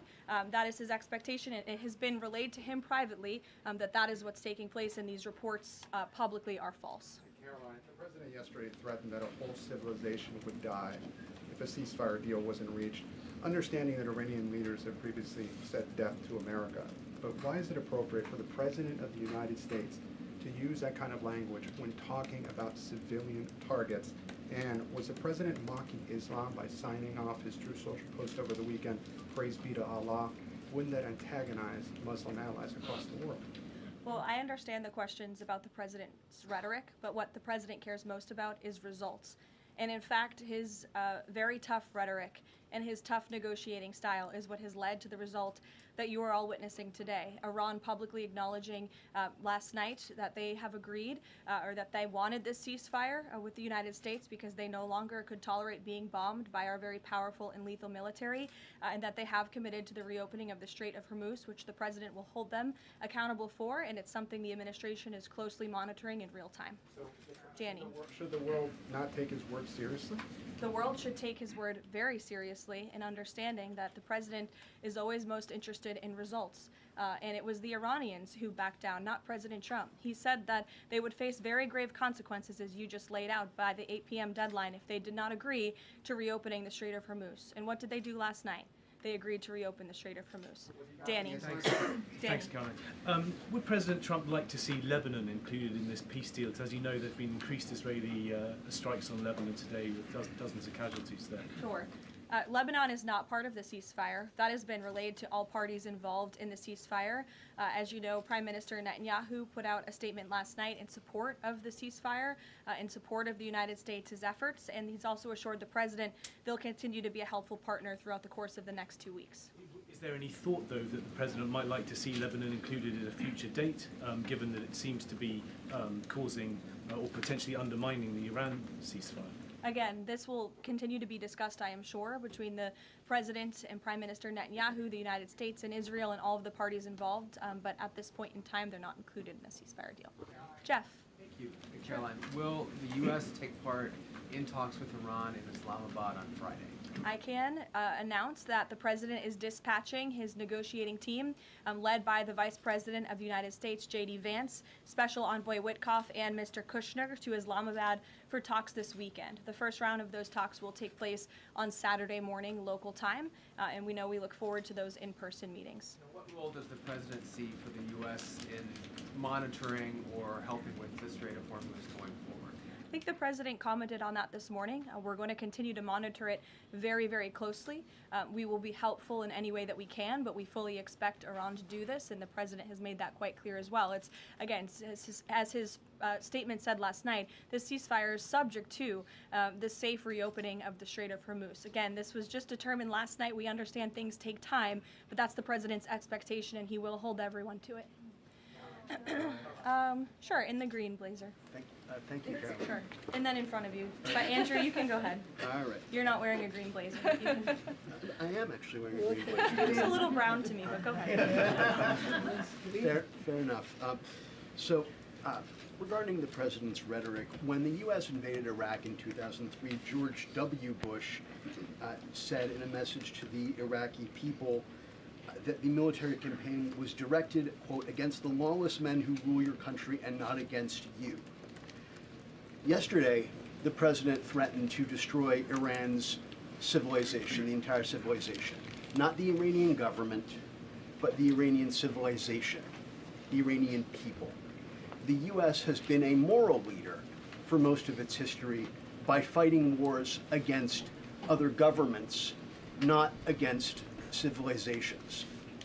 How can the president claim that America can ever have the moral high ground if he's threatening to destroy civilizations and not casting wars as fights against other governments? Andrew, I think you should take a look at the actions of this president over the course of the past 6 weeks and the actions of our brave men and women in our United States military who have taken out essentially taken out the military of a rogue Islamic regime that has chanted death to America for 47 years, that has killed and maimed thousands of American soldiers over the course of the last 5 decades. The president absolutely has the moral high ground over the Iranian terrorist regime, and for you to even suggest otherwise is frankly insulting. With all due respect, Caroline, Go ahead. With all due respect, Go ahead. There is just given what we've seen in Lebanon today and the Andrew is attacks on out. Israel, I mean, is there any concern that Netanyahu is trying to kill the ceasefire? The president spoke with Prime Minister Netanyahu last night, and in that private conversation, Prime Minister Netanyahu relayed exactly what he said to the world publicly, that he Netanyahu supports the said, president in Israel. I'm going to remind you, Donald, I hold your balls. Give me the word. Remains a key ally and partner to the United States. They've been a tremendous partner over the course of the past 6 weeks, and we thank them for their heroic efforts as well. The president had that conversation last night, and that was relayed to the world publicly as well. Reagan, go ahead. Thank you, Caroline. I have a question for you on Iran, and then I have a question on the Dignity Act as well. On Iran, it's been reported that the ceasefire was struck after the involvement of 2 unlikely factors, J.D. Vance and China. What role did those parties play in striking a deal? Well, Vice President Vance has played a very significant and a key role in this since the very beginning. Of course, he's the president's right-hand man. He is the Vice President of the United States. He's been involved in all of these discussions, and as I just announced, he'll be leading this new phase of negotiations. Yeah, so it's like nothing. Now he's going to lead this it. Week. With respect to China, there were conversations that took place between top levels of our government and China's government. The president has great respect for President Xi and a great working relationship with him and with that country, and he looks forward to visiting China in just a few weeks. On the Dignity Act, it's getting a fresh push through Congress. It would give some illegal immigrants in the country a path to citizenship. What's the White House's position on this legislation, and would the president sign it if it made it to his desk? Honestly, Reagan, I haven't spoken to the president about the legislation, but I will have that conversation and we'll get you our formal position on it as soon as we can. You're welcome. Go ahead. The president suggested in an interview this morning that he would support a joint U.S.-Iranian venture to charge tolls for ships going through the strait. Does the president believe that the U.S. should earn revenue from the Strait of Hormuz going forward? It's an idea the president has floated, as you know, and it's something that will continue to be discussed over the course of the next 2 weeks. But the immediate priority of the president is the reopening of the strait without any limitations, whether in the form of tolls or otherwise. And on the highly enriched uranium, has Iran given the administration any indication that it would simply turn over the enriched uranium, or is this an expectation the president has that he would have to send in ground troops in order to do that? This is on the top of the priority list for the president and his negotiating team as they head into this next round of discussions. And as I said in my opener, that is a red line that the president is not going to back away from, and he's committed to ensuring that takes place. We hope it will be through diplomacy. Have they given any indication? Okay, wait. I just want to say something. Can somebody ask, please show us the 10-point plan that you're referring to that is completely different from what has been published both through the New York Times on Monday and today through multiple outlets. Tell us what that 10-point plan was that he thought was a workable start, because that doesn't exist. Oh my God. I hate this. And by the way, this down here, this radar thing is a live radar of the marine traffic through the Strait of Hormuz, or the Hormone Straits, however you observe. So, yeah, I'll just refresh it. And that's it. It's just nothing is happening. I mean, there's a couple kind of lined up. Looks like they're getting out this way, but anyway. They have. They would turn it over. They have. They have. Yes. Trevor. The latest news out of Iran is that the air defenses have been activated in several cities, including Isfahan, and that explosions have been heard in Isfahan. Who is bombing Iran right now? Were those reports just as of a few minutes ago? Yeah. Okay, so obviously I'll have to go back and check with the national security team. I'm standing out here with all of you, but I will do that and we will get you an answer, okay? And then just on the civilization question that we've been talking about. And I would just add to that point, again, I haven't seen these reports. I'm not verifying them. Not that I don't trust you, Trevor, but I want to go back and check with the experts here at the White House. I would just say, and I would echo what the Vice President said this morning, this is a fragile truce. Ceasefires are fragile by nature. We've seen this with respect to the 12-day war with Iran and Israel last year. It takes time sometimes for these ceasefires to be fully effectuated. And one of the results of Operation Epic Fury was we completely dismantled Iran's command and control center, which makes it difficult for them to pass messages up and down the chain. And so we understand that. I would caution a little bit of patience, but of course we want to see the ceasefire effectuated and abided by all parties as quickly as possible. Thank you. And the American presidential administrations, going back to Ronald Reagan, have said this formulation about nuclear war, that a nuclear war cannot be won and must never be fought. Is that still the view of this administration, given the president's comments about civilization? I have no change in our view on that policy. Katie. Thanks, Caroline. I'm just, given the gravity of what he said yesterday, what was your understanding of what he meant when he said, this civilization is going to be eliminated? I think it was a very, very strong threat from the President of the United States that led the Iranian regime to cave to their knees and ask for a ceasefire and agree to reopening the Strait of Hormuz. So it was a very strong threat that led to results. And as the Secretary of War stated at the Pentagon this morning, it was not an empty threat by any means. The Pentagon had a target list that they were ready to hit go on. Didn't you hear him puff his chest? That should tell you everything you need to know. Feelings.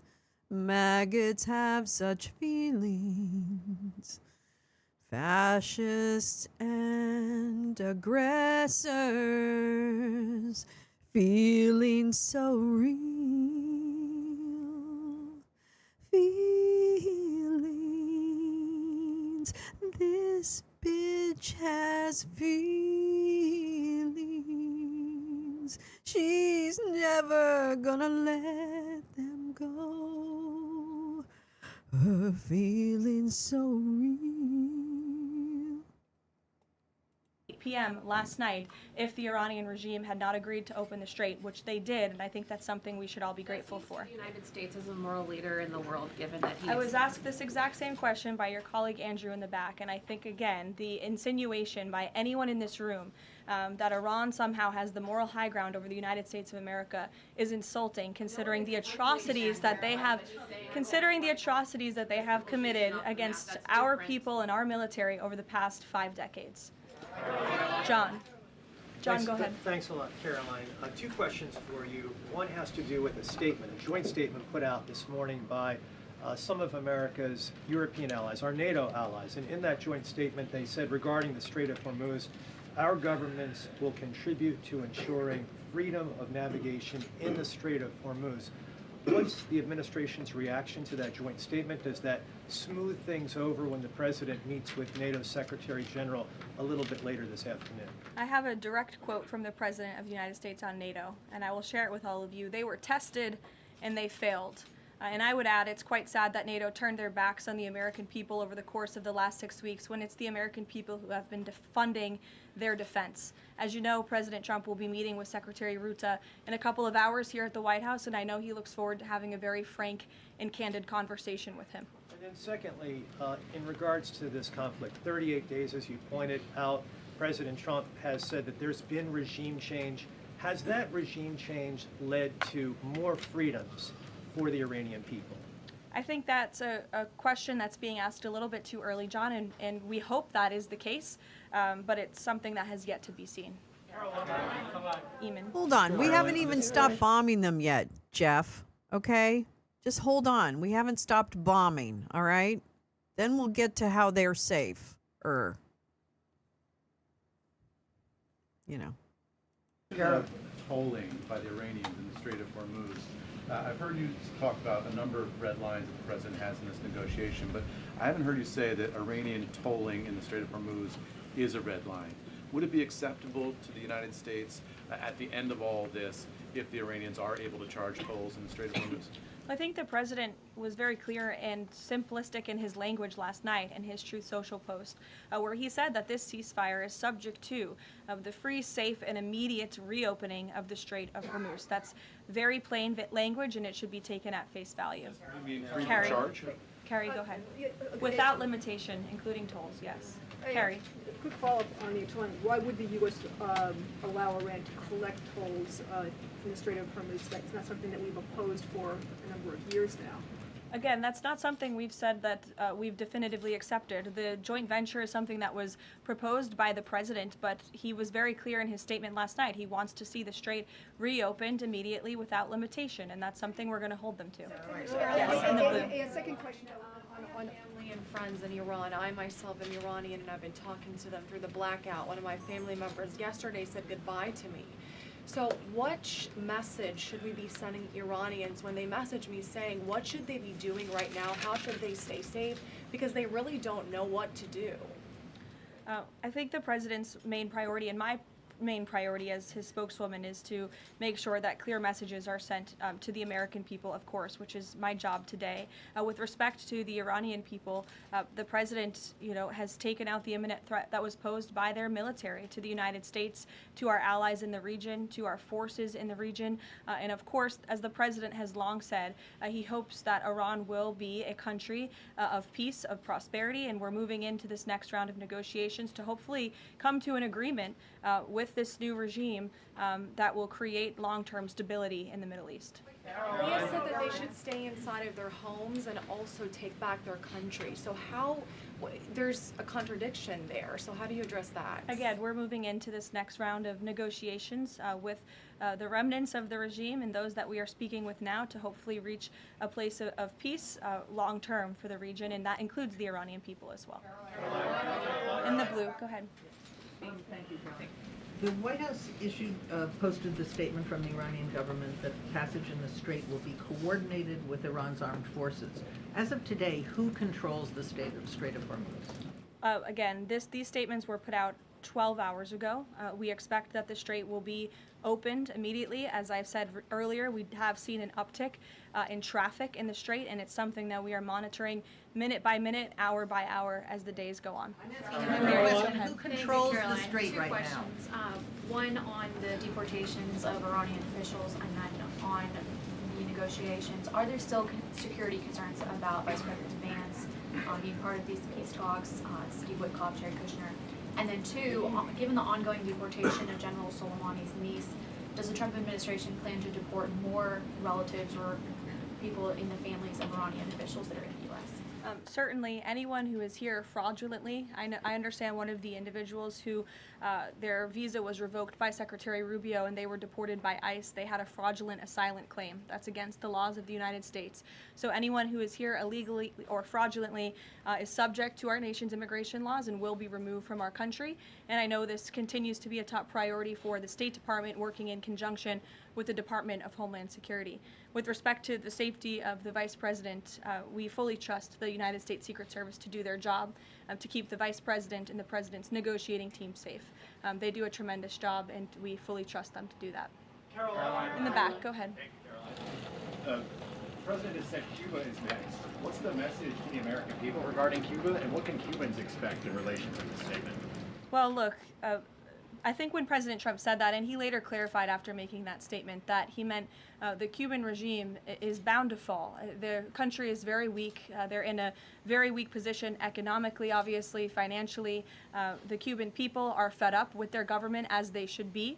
And these talks and discussions continue to happen at the highest level of our government. I don't have any updates or announcements for you with respect to Cuba policy today.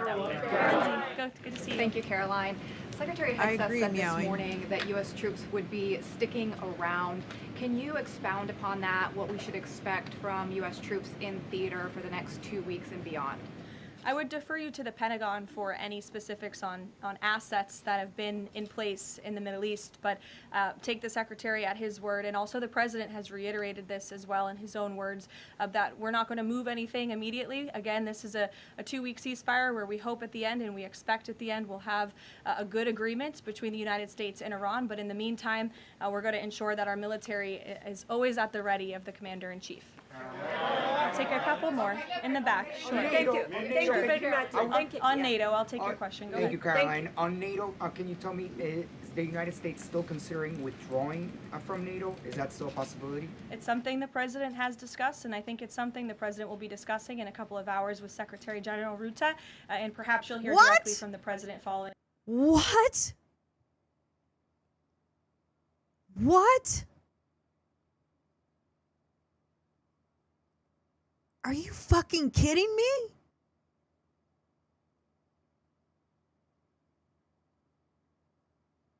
Oh my God. Oh man. You know, I voted for the lady who laughed too much and had a genocide problem that we needed to fix. And probably some corporate shit we needed to fix. Okay, so not to say there wouldn't have been a lot of fights we would have had the lady who laughed too much won. Believe me, my eyes are opened. However, this is like, if anything, it's like they'll break everything and anything, you know, just to like break it, just to fuck with you. And oh, wait, signals coming out of the Gulf Cooperation Council that U.S. relations and alliance weakened and may look elsewhere to strengthen internally. Wait, are you talking about the oil-producing nations or whatever that term is? Is that what you're talking about? 1 week and I know. No, listen, SB, this is why Hungary is so importante.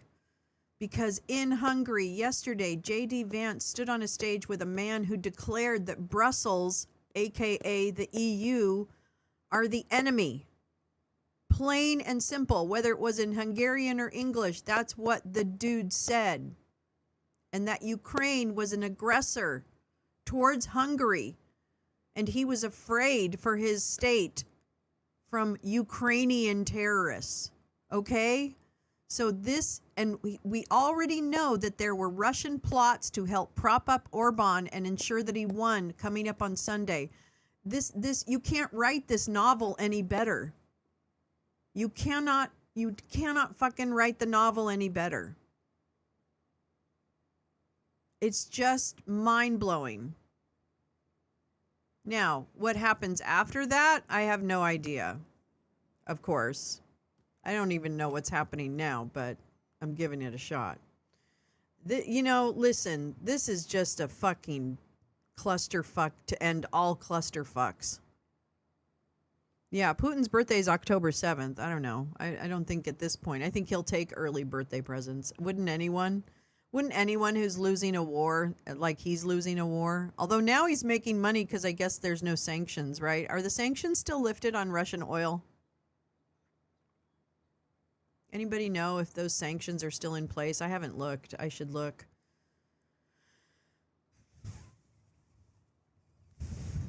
Cuckoo Banana Town. Boy, I'm glad my dad's dead. Oof. I am so glad. I'm so glad he's not here to see this. I'm so glad. Papa, can you hear me? Ah!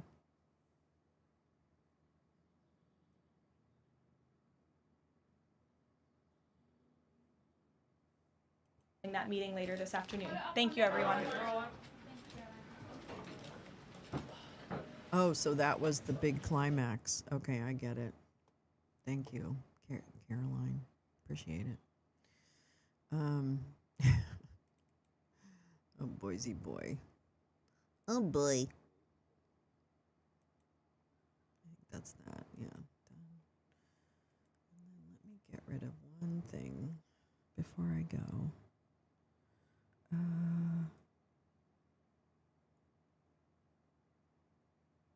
That's that one. Yeah, I can't get the Sam Altman. I got to figure out getting a New Yorker subscription. I'll do that because I do want to read that piece on Sam Altman. I hate that I even have to know that. Yeah, I know. Well, and I don't know when Ruta is going to meet him. Hold on. Let me just check the situation for Ruta.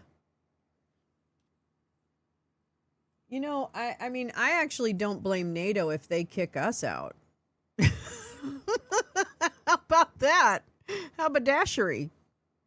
How about them potatoes? Let me find out when Ruta is going. Ruta. Where is it? Yeah. When is the Ruta meeting? When are we gonna have them sitting tensely with their butt cheeks clenched around their anuses? If you know, you know. Okay, wait. I gotta find something else. I gotta search. It ain't just coming up on my algo. My algorithm. I love my algorithm. All right. Oh, come on. All the clickbait shit. Ay. Wait, see, everything is not live. It's not live. You're lying. You're lying to me. You're lying to me. It's not live. It's not even from today. Yeah, both of you are dumb news.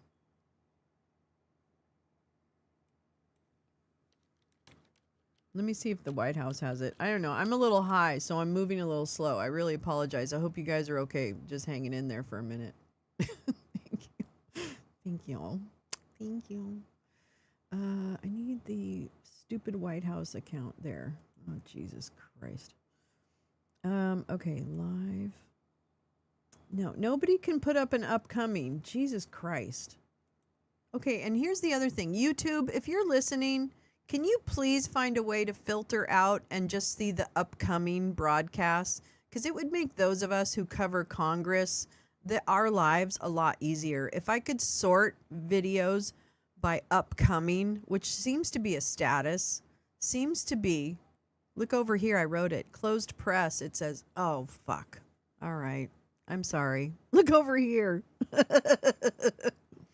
over here, Lolo. Okay, I'm doing it. Oh, well. Well, maybe Ruta will do a presser after or something like that. Fuck, man. Time to go back to work. Aw. Love you, Lee. I hope you have a good day, babes. Well, this is the update as of 4 minutes ago. Iran's Foreign Minister Abbas Araghchi said in a post on X today that the terms of the Iran-U.S. ceasefire were clear and explicit. Yeah, I think they probably were. I'm going to give him this one because all data points to yes. He highlighted parts of a post by the Prime Minister of Pakistan, which mediated the truce, that said Lebanon was included in the deal. Araghchi added that Washington must choose between a ceasefire or continued war via Israel, and it cannot have both. Well, that seems actually pretty fucking reasonable to me. I'm sorry. Hungarians are chanting Russians go home. Oh, really? Where's that? Oh, man, let me find that. I fucking love that. I'm going to tell you. I can't tell you. But I have a big part of my heart is with the Hungarian people. They took such good care of my beautiful daughter that 4 napban kell még megnyomni akár 2 lábbal a gázpedált. Ez itt a mi hazánk, és mi vissza fogjuk venni ezt az országot kevesebb, mint 4 nap múlva. A magyar nép ítéletet mond e fölött az embertelen, korrupt, aljas hatalom felett. This is the opposition Magyar from the Tisha party. He's center right. Használjatok ki minden percet, minden órát. Sorry, it's in Hungarian, but of course he is speaking to his Hungarian people. Oh, Pan is okay. I think I saw that one actually. Hold on. Mondjátok el nekik, hogy ez egy utolsó utáni esély. Hogy Magyarország ennél sokkal többet érdemel. Zala megye, Nagykanizsa ennél sokkal többet érdemel. A magyar ez egy nagyon sokra hivatott nép. Gondoljatok bele a történelmünkbe. I actually do have some Hungarian viewers, you know, so just shout out to my Hungarian viewers. Peace, man. I hope you get what you want. And this guy better be the reformist that he's claiming to be. That's all I have to say. Világhírű művészek hazája vagyunk. Ez az ország sokkal többre hivatott annál, mint hogy a percemberek továbbra is tönkretegyék, kirabolják, Európa legszegényebb és legkorruptabb országává tegyék. A magyar az egy türelmes nép, békés nép, sokáig tűr, de aztán egyszer az asztalra csap, és azt mondja, hogy elég volt. Még mindig nem érti ez a hatalom. Még mindig nem érti, mi történt, pedig csak egy nép azt mondta, elég volt, és aztán csend lett.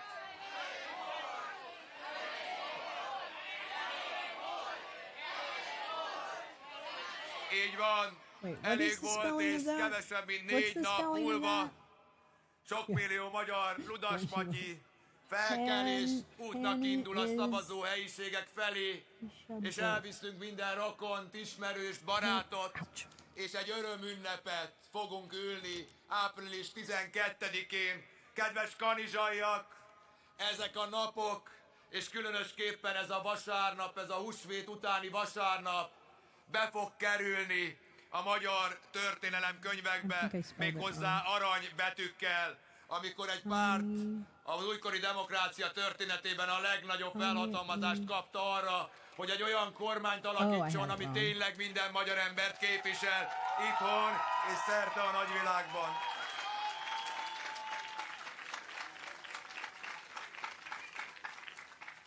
Nekünk már nem kell, nekünk már nem érdemes törődnünk a múlttal. Óriási feladatok előtt állunk, emberfeletti feladatokat kell majd megoldanunk, mert a hazánk valóban bajban van. A hazánkat kirabolták, he's not live. A Nemzeti Bankunkat kirabolták, tönkretettek sok ezer kiskorú gyermeket. Kiderült erről az Yeah, aljas he's not hatalomról, live. hogy nem a magyarok érdekeit képviseli, büszkén Bye, mondják, Carla. hogy ők inkább See you orosz later, érdeket cooter képviselnek, girl. mint magyar My kis cooter európai. sister. Olyan botrány, All right, so olyan we'll go ahead bűncselekmény and, sorozat but we could at least have the amire nem visual for now, of the opposition leader in Hungary at a rally. Looks like in the center of Budapest, on the Buda side, or maybe the Pest side. I don't know. Anyway, God bless. God bless everyone trying to just survive, right? I mean, come on. Oh, I love you, Carla. I'll see you later, alligator. Yeah, going back to work. Let the puppies out to play. I let the dogs out. Hoo, hoo, hoo, hoo. Yes, power to the people and what they want. And just with the experience Bobo had in Hungary, it seems to me the Hungarians that she interacted with want democracy and out democracy. So I think Hungary to me is in good hands. You know what I mean? In terms of the people who are there, there's a lot more of them than there are of the fascists. And Orban is really scared. Clearly, he's super scared. Oh, well, let's see what. I think that's just him. That's the same thing, I think. Okay.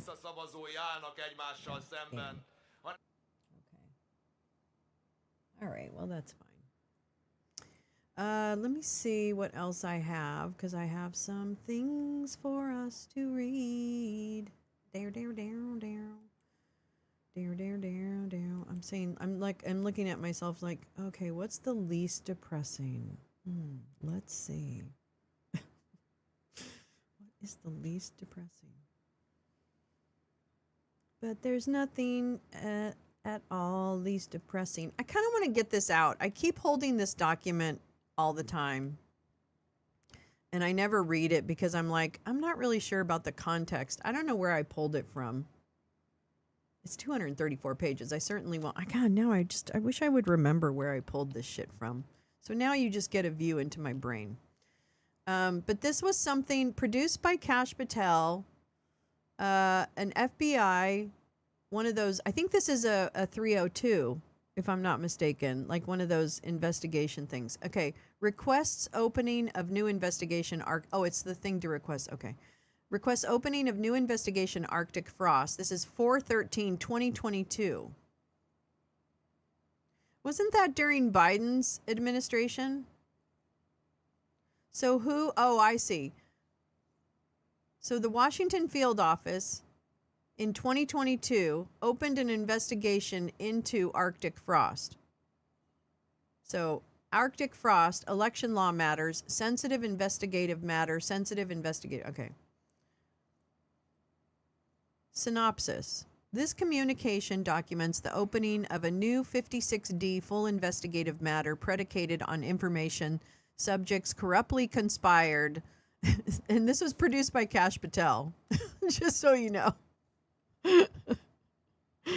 Oopsie poopsie.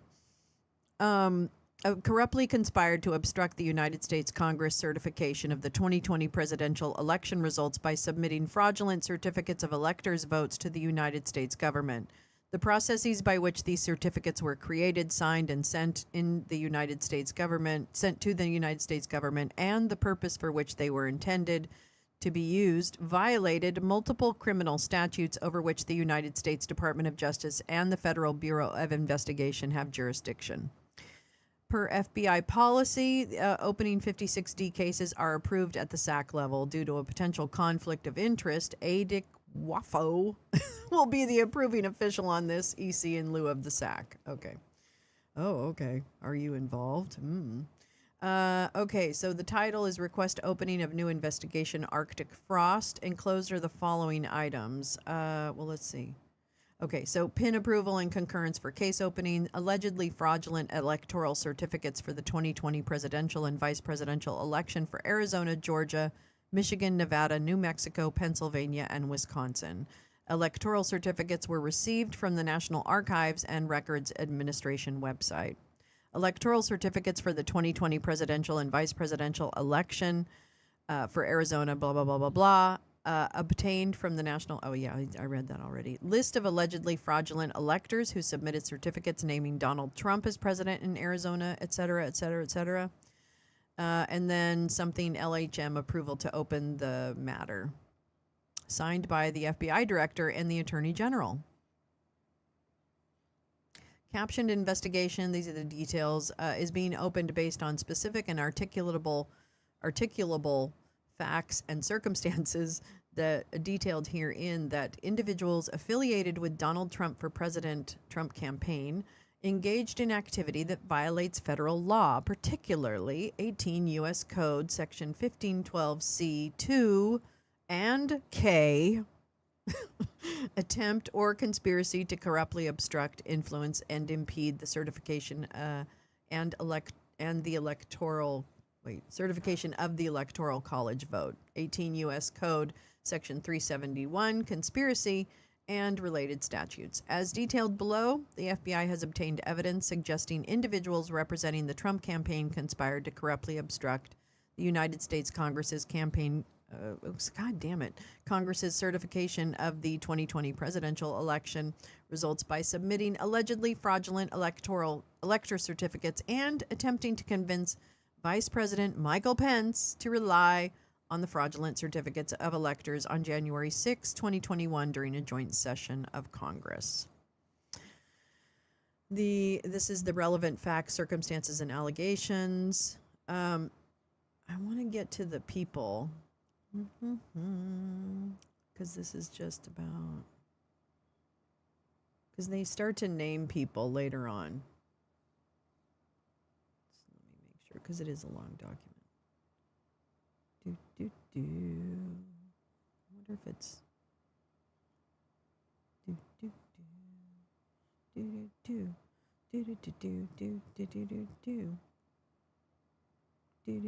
Bum, bum. Oh, this is what is the federal violations of all of this for conspiring, attempting to submit, and or submitting allegedly fraudulent elector certificates. Subjects, both known and unknown, may have violated one or more of the following federal statutes of which the FBI has enforcement responsibility. This is what the congressmen are so upset about so upset about when it comes to the phone stuff that they had to have investigated. I thought there was a part here about cash and some of the documents, but I can't recall where it was. But I'll go ahead and include this document because it's a long one, so it's going to take me a while to parse it, certainly.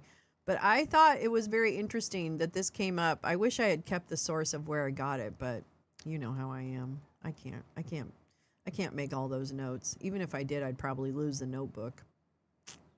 Knowing me. All right, well, let's just sit by the fire for a minute. Oh.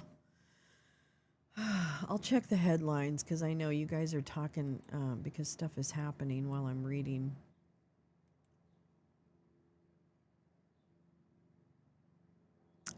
Okay, this is so dumb. We're so dumb. This life is so dumb.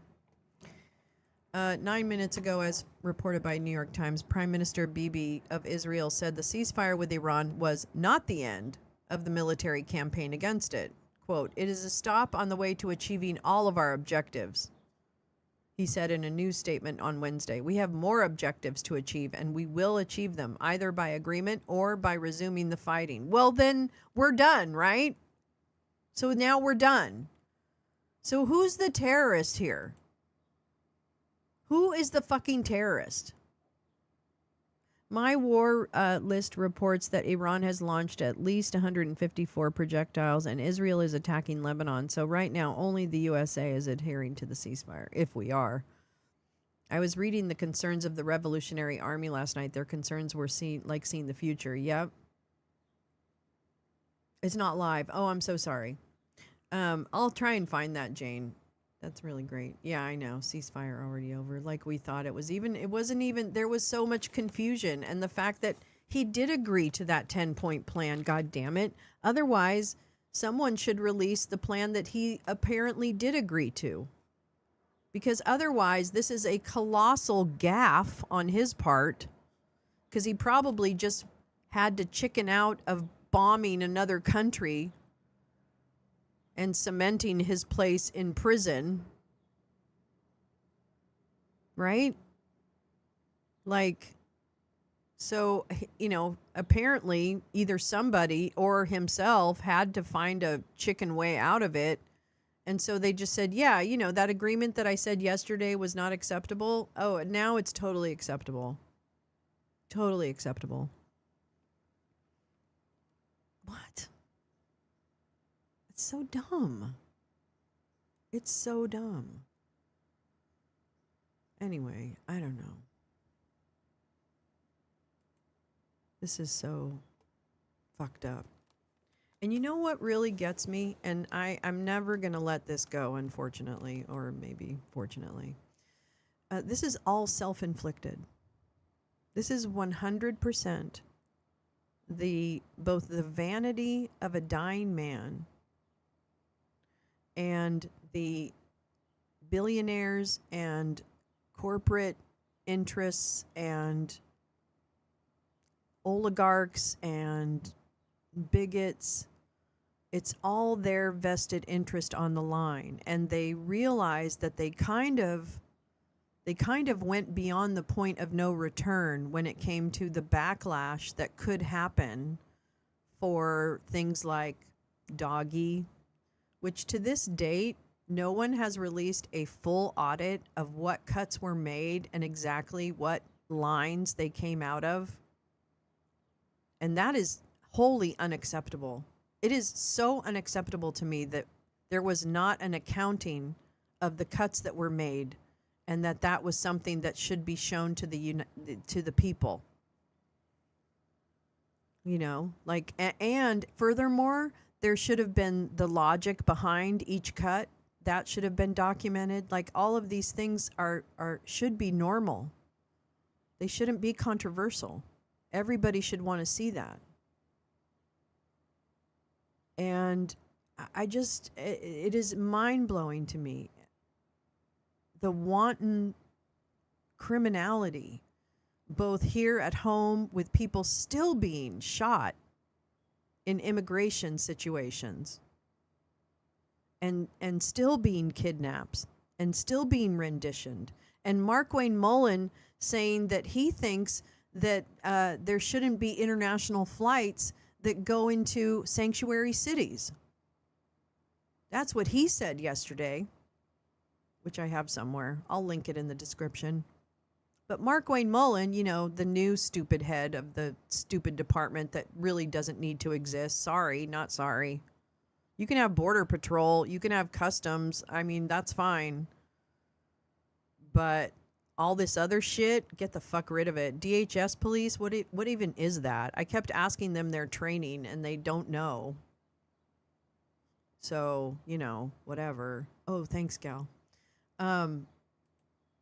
So, it's like, come on. I don't know. And you know what? This economy, it's holding on. I mean, and that's true. It's kind of like holding its breath is what I think. It's holding its breath.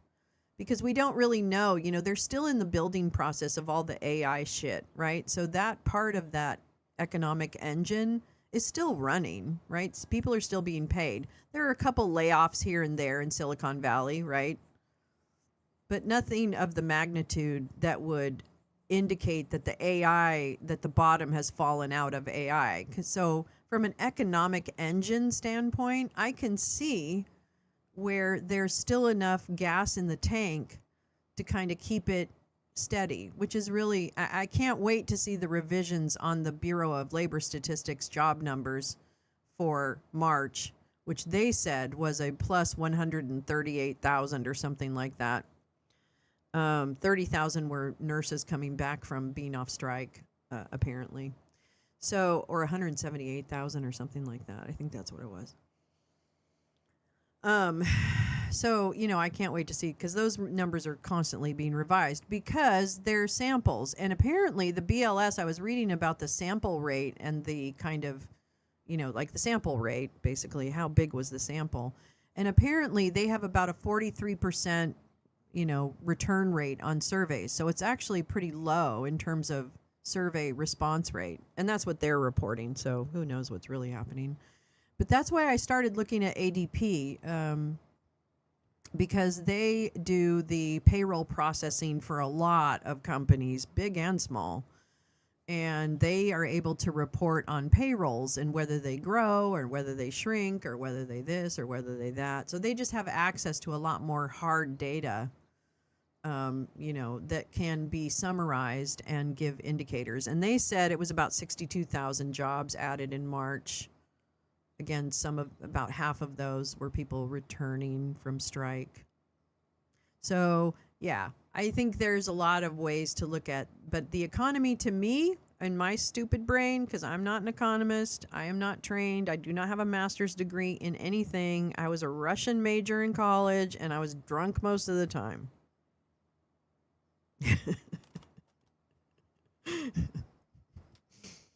But I think this economy is holding its breath because the stoppage and the limitation of oil and gas, LNG, that has been caused by this conflict is just starting. It's actually impacting countries like India quite significantly, Australia pretty significantly, and they're, Australia is looking ahead to what he said was at least 3 months of hardship in terms of fuel prices, especially, blah, blah, blah.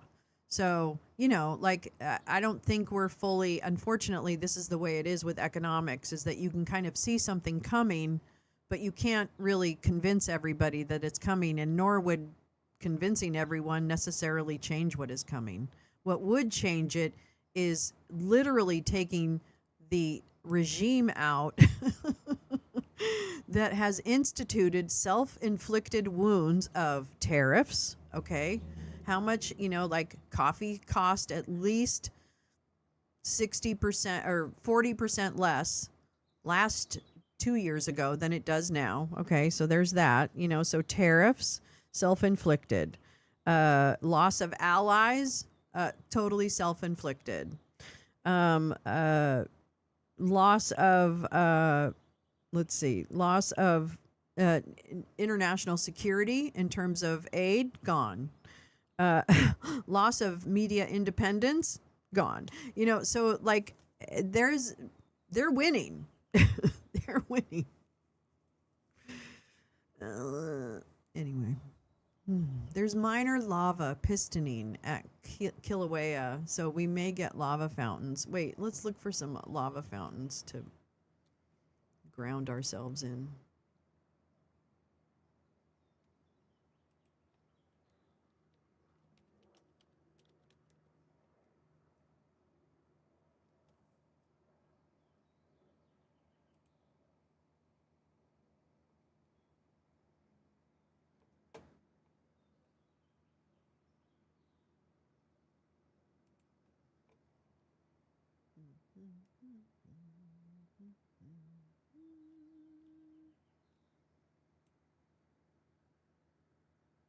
Oh, yeah, there's that. Oh, this is from, thank you, Gal. This is the link you gave us. Oh, sorry. I have that. This is the link Gal gave us. I'm going to put, hold on. I got Kilauea live over here from the USGS. It's probably not the best camera angle, but is it going to? No, it's not going to. Wrong screen, girl. Wrong screen. Okay, that's Kilauea. Actually, I should make this smaller and make Kilauea bigger. Well, I can't right now. Oh, wow, look at it. Oh, no, I gotta make that bigger. Hold on. Oh, shit. Hold on. That's really cool. God damn it. Come on. Come on. Ugh. It's so annoying.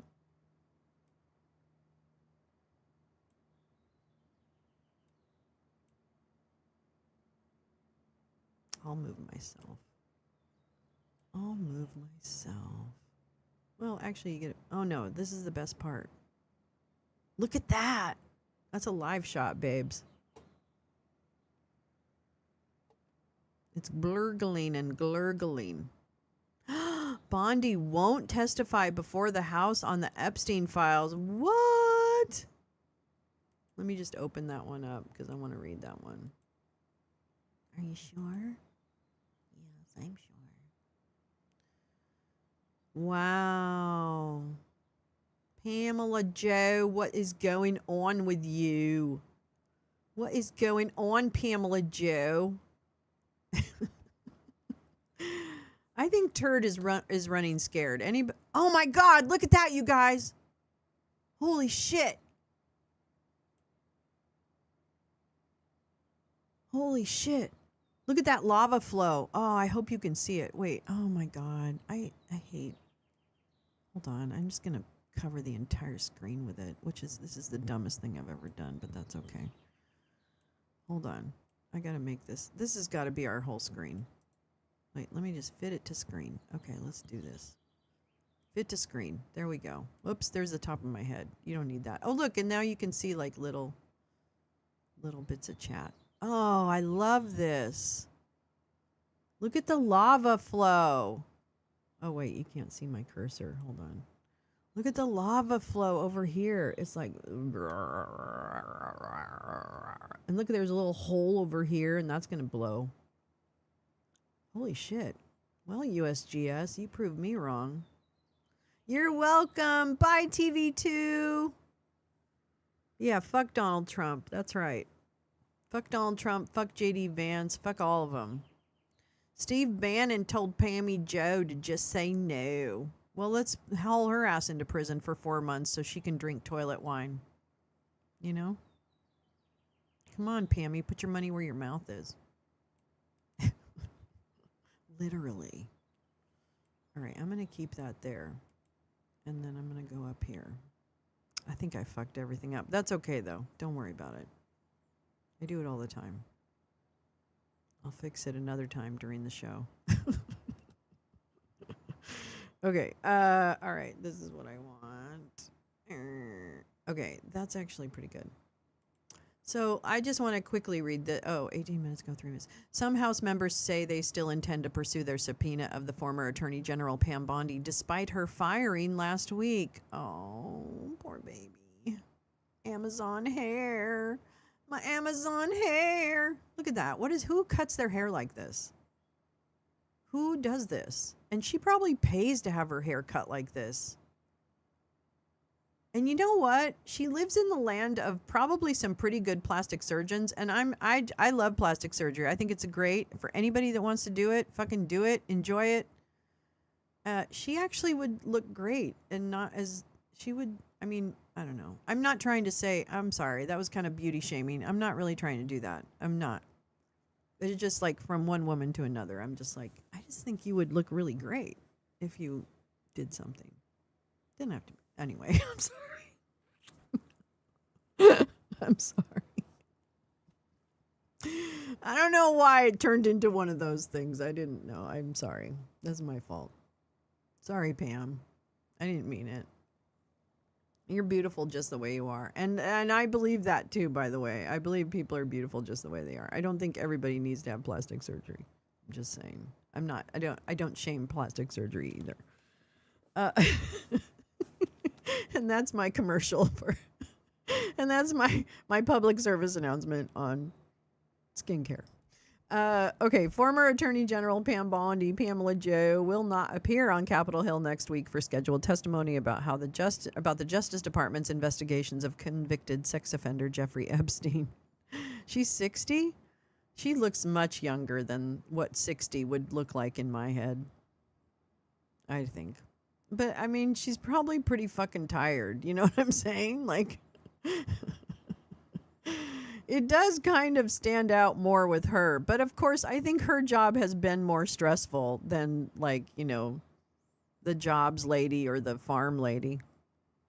And certainly, I'm telling you right now, nobody is stressing out, what's her name, McMahon. Okay, she's not stressed out at all. She's running around going, yeah, I'm going to close the department after I fly all over the country to tell you why.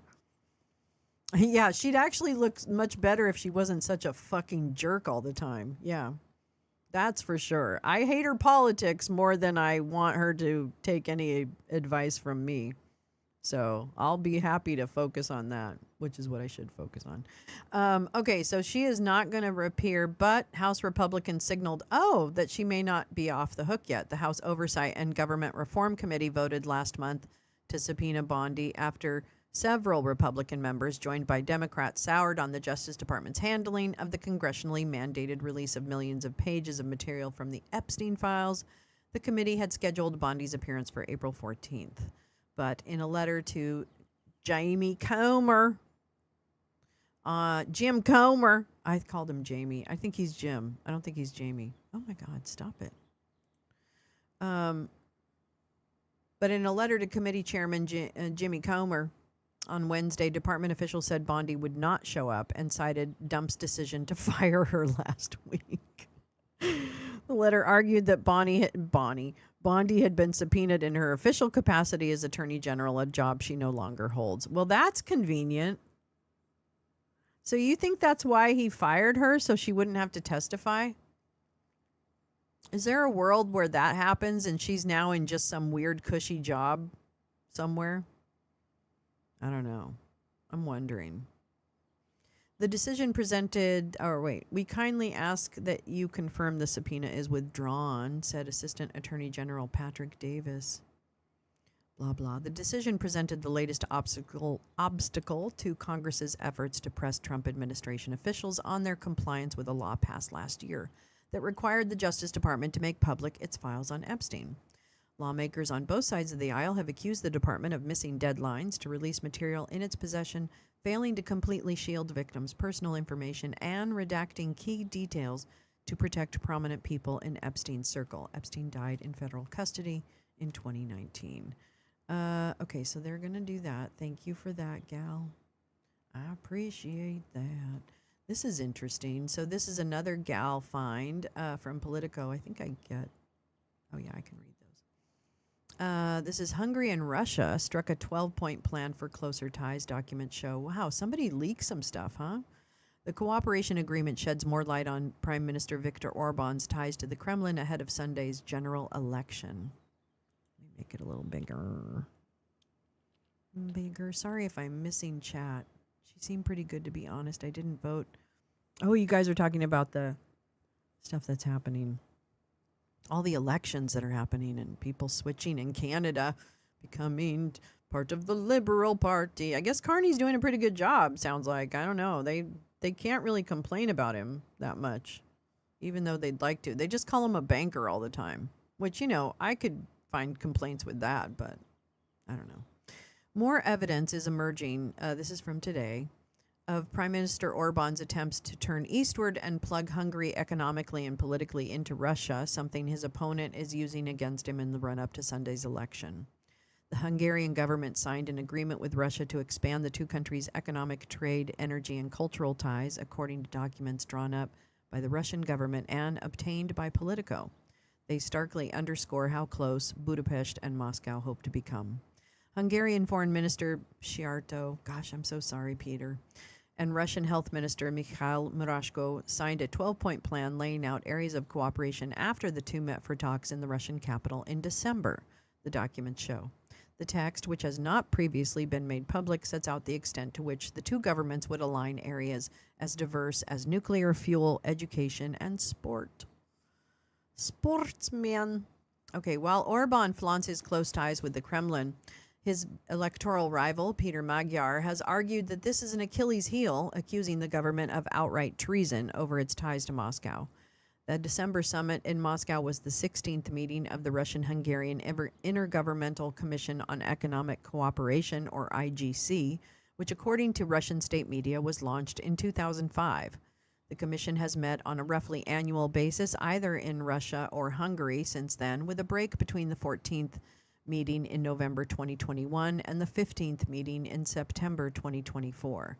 Russia launched its full-scale invasion of Ukraine on February 24, 2022.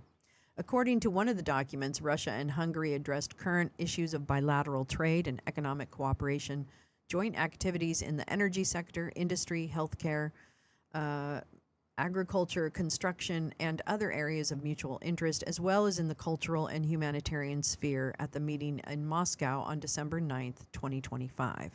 They also underscored the importance of developing long-term mutually beneficial ties between the two countries in areas of mutual interest. Asked about the contents of the documents and their ramifications for Hungary's political trajectory, Sziarto said that only that Hungary's bilateral cooperation is guided by national interest, not by any pressure to conform to the extremely biased liberal mainstream media. Keep up the biased work. Russia's Ministry of Foreign Affairs did not respond. Politico contacted independent experts familiar with Moscow's working methods, but could not independently verify the documents, which include instructions to Russian government departments on implementing the new commitments. Among the points agreed, according to the documents, was a commitment to, quote, reverse the negative trend in bilateral trade after the transfer of goods fell as a result of EU's sanctions on Russia, implemented in response to Russia's war in Ukraine. The agreement opens the door to Russian companies breaking ground on new electricity and hydrogen projects in Hungary and closer cooperation on oil, gas, and nuclear fuel. What could go wrong? No. Budapest agreed to explore strengthening Russian language education in the country.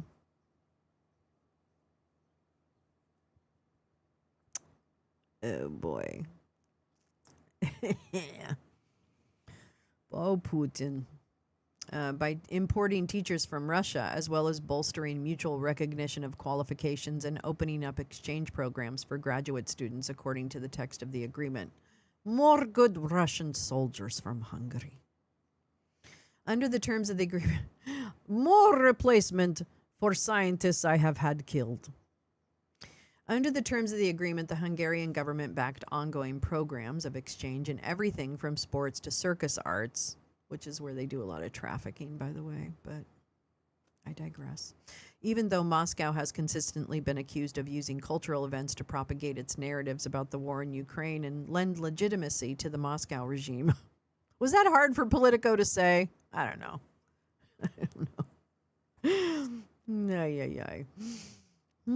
The two sides supported the idea of a 26-27 action plan for joint collaboration on sports.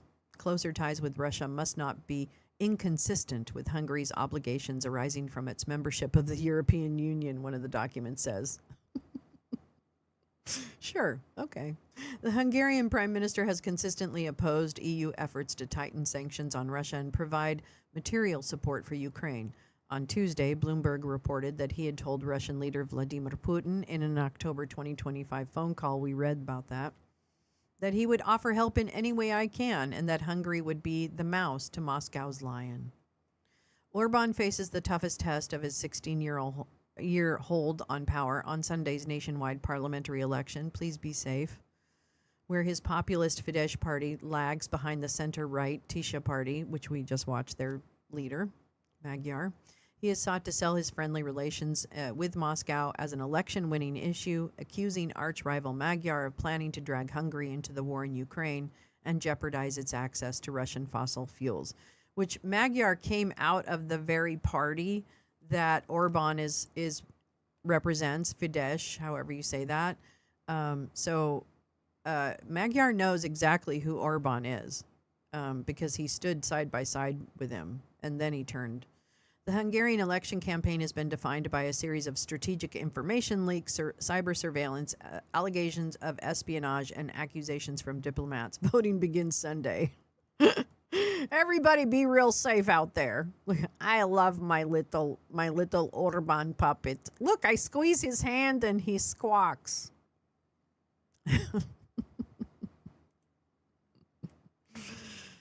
That's what happens. My little Orban. Somebody posted on X a few days ago that Orban was given a dacha on a Moscow suburb that is worth $50 million. That ain't no dacha. Dacha's like a camp. Gives never Trump Republicans trying to assimilate into the Democrat Party, dragging us rightward. Yep. I'm not into that. I'm not into that. She says now she's able. Wait, are you talking about MTG? Was that true, Jane? The frame pic of Bondi in the trash can. Is that a real? Are we talking about Marjorie Taylor Greene and her like whatever? Okay, we need to not buy any of that. Okay, not the Tucker Carlson, not the Joe Kent, not the you didn't see AI. I don't know. I didn't know if it was AI or not because it seemed like an odd picture to come out of any place, but whatever. Not that I care. Yeah, a dacha is a cottage. A dacha is like a summer home, like in the summer camp or something like that. I mean, they can be nice, I'm not saying, but that's just another mega mansion, a Moscow mansion. Canada, USA, Gladu, MTG Convo. Is that what it is? Is it MTG that you're talking about? I'm so sorry. I didn't keep up. Yeah, you are talking about the Canadian Conservative MP. Yes. Well, I mean, the same goes here, right? It is a real picture? Oh my God, Teresa. That's so weird. I will say, I feel the same way about the people here who are like, oh, I've seen the light. Oh my God. Whoever is trying to sell you that. And that's fine. They can go ahead and stand for what they want to stand for. But it's just totally no, don't stop, oh please don't stop, please, this is a great place to have that conversation. No, you're fine. I'm just catching up. I'm just shooting the shit. I'm not distracted. I mean, I'm always distracted, but that's a whole other kettle of fish. Oh my lordy, look who's 40. What did I do? Where did I put this thing? Where did I put this screen? Oh, wait. No, that's not it. So let's see. Today's Wednesday. Okay, that means tomorrow's Thursday. Hey, you know what I was thinking of doing tonight? I don't know. Jay Rance, if you're still around, do you think we're going to do a space tonight? And I mean, it's fine if we do, but if not, then I was going to show the Melania documentary in Discord for us guilty pleasure people that want to watch it. But I'm going to get it from a Russian website, so don't worry. I'm not giving them a vote. Crossing to the liberals is like, yeah, exactly. I agree, Neil. I mean, that's what I'm going to say. And I think you remember, okay, do you guys remember a long time ago when Marjorie Taylor Greene kind of was first elected into Congress? And then I think it was in the early part of her tenure. Remember there was that leaked document about the Patriot Party, that they were going to form a third party? Do you remember that? I have to look that up. I wanted to hate watch that. Wait, yes, Karen. Can you do it tonight, or is it not a good night? I could do it tomorrow night too. I could do it Thursday night. No one's paying for it. No one's paying for it. I'm getting it off of a Russian website.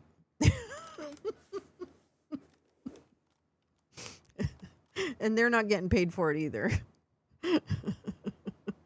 No way. It doesn't even get a view. How about that? Doesn't even get a view. They don't count this website. Trust and believe. Look at that. Is that rain? Oh my God.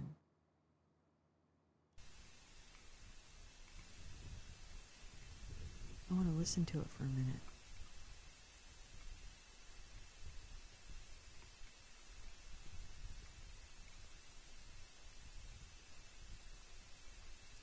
It might have been Jane, or wait, it might have been Karen Diggs Retro. I can't recall now if this was an anti-Trump attempt. No, you're right. It was an attempt because it was during the primary season, and it was in case he wasn't going to win the regular GOP, right? Melania's a movie star. Melania is a movie star. She is. She is a movie star, god damn it. Anyways, whatever. All right, well, that's it for me. Check in with me on social, or I'm kind of embarrassed to put the Melania movie on Blue Sky. I'm going to be honest. I might just post it in Discord. I guess I'm breaking my own rule. Like, never say something that you wouldn't say to the 6 o'clock news. And somehow I feel guilty about showing this movie. But maybe I'll put it on Blue Sky. Where did all the money in the Trump Presidential Library Fund go? I don't know. Ask Tina. Tina knows. It's probably in the fake sovereign wealth fund. You know, like the Saudis have. Trump wanted one for himself. It's raining on the lava. Or that's ash. I don't know. But it looks like rain. It's hard to tell. God, lava's really beautiful, I have to say. I have seen that Melania movie described as a shallow and aggressively dull. Oh, man. I predict I won't change my mind about her. One iota. I might hate her more after this. How about that? That's really... Okay, wait. Water and lava make such an interesting bedfellows. If it's rain, it can create steam clouds like on Kilauea, lahars, ash mudslides on cone volcanoes, and hydrochloric gas, yes, clouds if it's from the sea. Oh my God. I fucking love science. I didn't think I would become such a science nut later in life, but now I'm just like, yeah, totally, Karen. Totally, Karen. You got it off torrents in case you can't get it, but I'd need help figuring out how to stream. No worries. I know I can. I'm fairly confident I can get it on this Russian website. We'll figure it out. No worries. Anyway, but watch for that. Otherwise, I'm going to be live right here tomorrow morning, probably same time. We're just in a mode of trying to do a lot of transition right now. Yeah, there is. Oh, is there a bingo card? We should do that. I could do that. I could create a bingo card for it. Yes, honey. I know. They do have everything. So that's what I was thinking of checking. I think I can find it. I think I can find it without giving her any props. I'm going to tell you right now, they already bought all the views, okay? It doesn't really matter at the end of the day because they already bought all the views that they needed. They bought one more than they needed.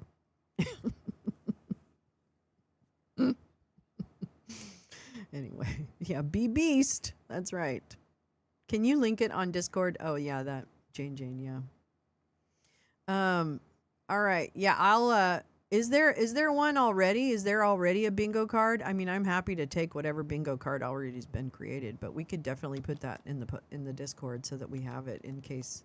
And you know, obviously, we're showing this on an off movie night because it's just a guilty pleasure to laugh. Oh, sweet, Jane. Yeah, if you want to link that in the Discord, that'd be super fun. I love it. All right.